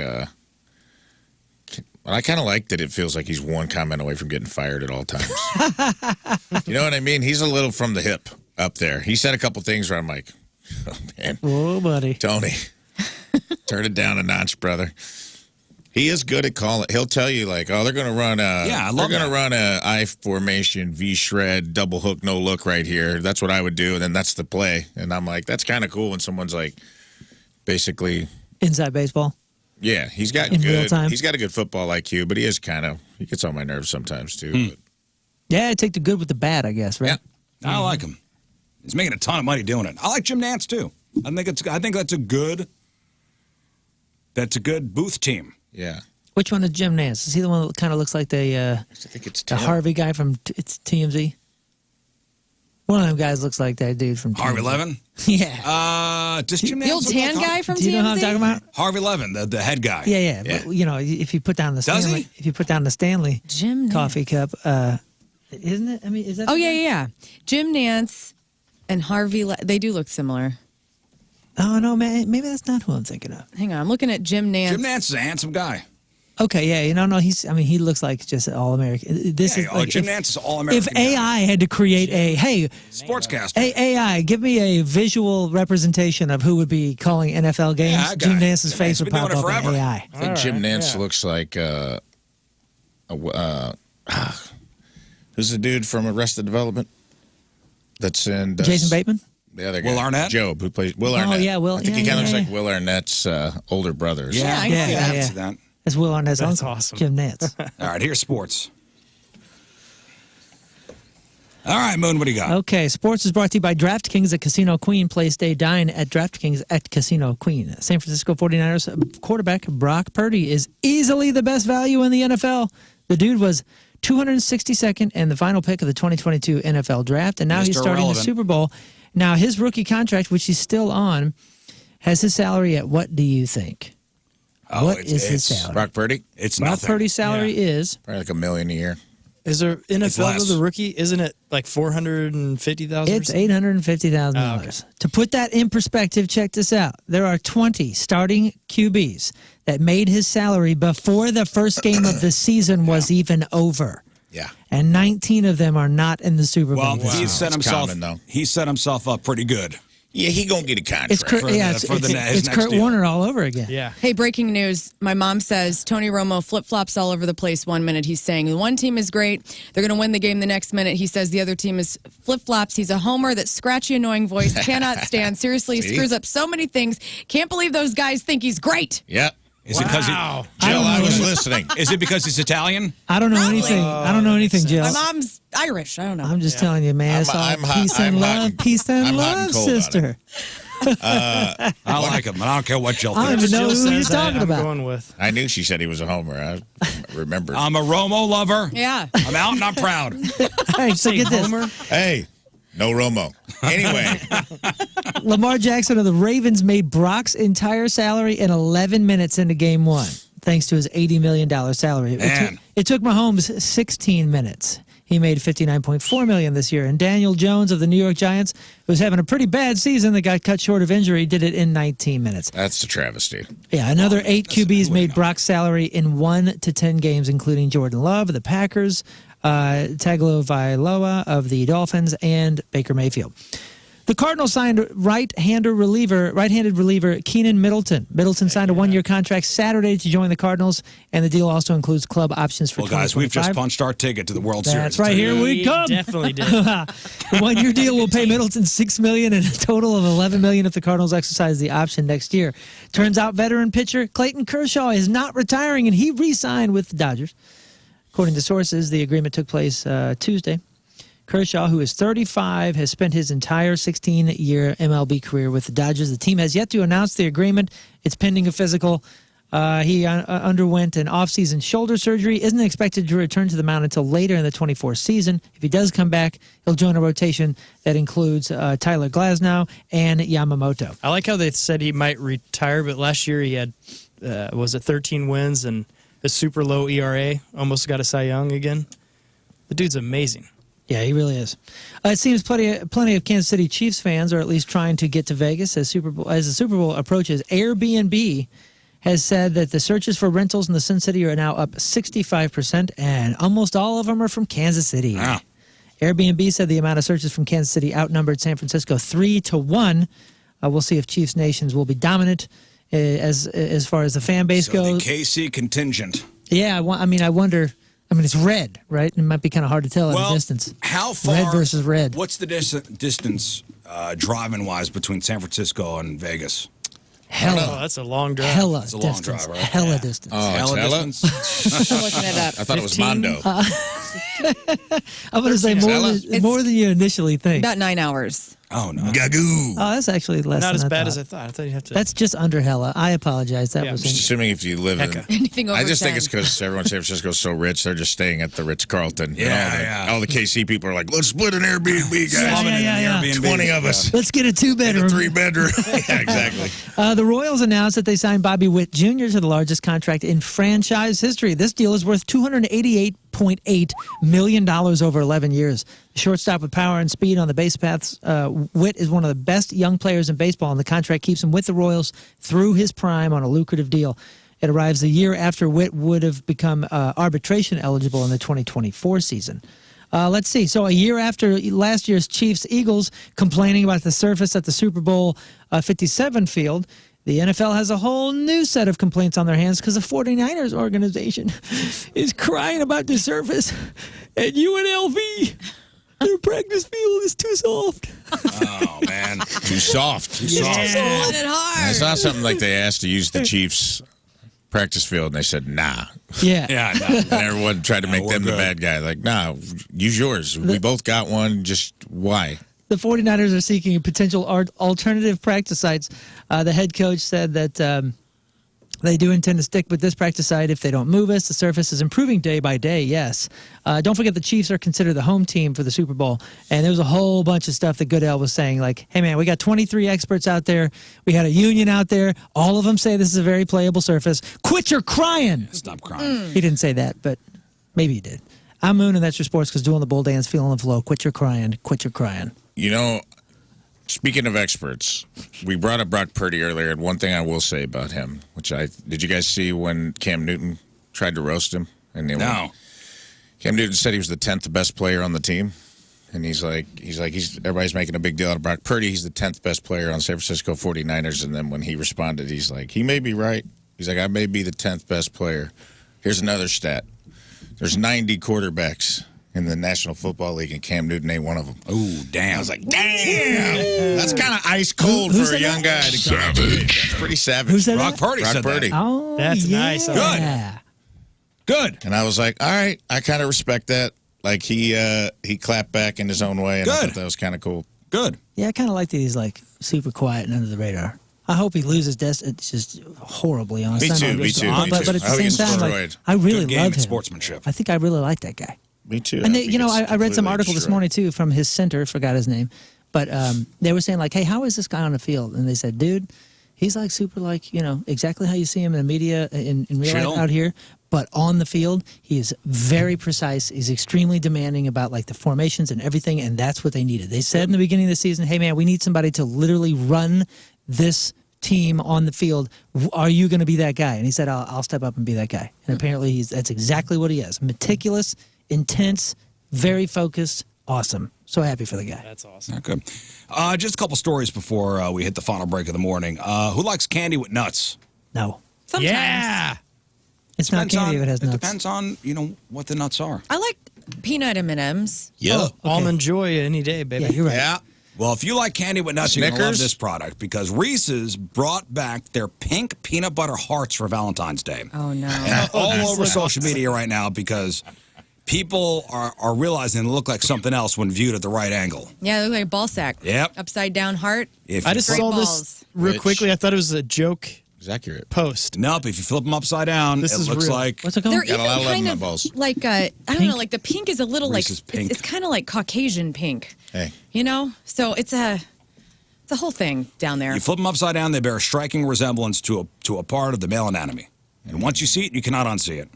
Still I'll tell you delicious, what, though. then. Now, if you can't picture the Reese's Hearts we're talking about, they're more vertical than round, so as a bonus, they look like very droopy. Yeah. Yeah, that's the whole like thing. your grandfather unzipped his pants. Yeah. It's like they're just smoother truck nuts. Yeah. Not as veiny and pimply as the truck nuts you see on like a Chevy truck. But you got to admit, though, like as far as the society goes, we're all 13-year-old boys, and we're seeing what we want to see in all these things. No. That's balls. You know what? It's pretty accurate, too, if you think about it. Because, like, some people wear their heart on their sleeve. But guys wear their Type heart testicles. on their balls. Reese's peanut butter, pink peanut butter Type testicles. Top testicles. Top testicles. Hey, get that testicles up there on that Google.com. Well, that's not what that looks like. There it is, right there, that second one. This thing, right? Yeah. Yeah, Those got truck nuts. There's one where they flip it over and it's a little sacky. Yeah, I think every guy, it's hard to buy guys something nice for Valentine's Day that's sweet, and this is it. Get them the Reese's nuts. It's hard to buy things, Sweet nuts. for Valentine's Day for guys because we don't want it. No, I know, but I mean, we want to do something nice for you, just a sweet little thing. So, but you don't have to buy it. Is all I'm saying. A man with a milk allergy is suing McDonald's after they allegedly served him a hamburger with cheese. This guy is a 28-year-old Charles Olson. He ordered a Big Mac without cheese through DoorDash in 2021. Now, according to his lawsuit, as Charles was eating, he immediately felt like something was not right. His throat began to itch, began to swell. He felt a burning sensation throughout his body. He looked at his girlfriend, Alexandra, and coughed, "There's milk in this." Covered in hives. Could barely breathe. That poor thing. His girlfriend took him to the hospital where he was on the brink of needing intubation to save his life. Doctors were able to get Charles stable in a couple hours. McDonald's has not responded to the suit. DoorDash is not named as a defendant. My only issue is, now it sucks if you ask for no cheese. Right. Okay, how many times have you ordered DoorDash and the order's been not made correctly? A couple times. If you have a severe milk allergy, something that could possibly kill you, would you not check? Right. Good point. Are you victim blaming? Yes, to a degree. Blaming.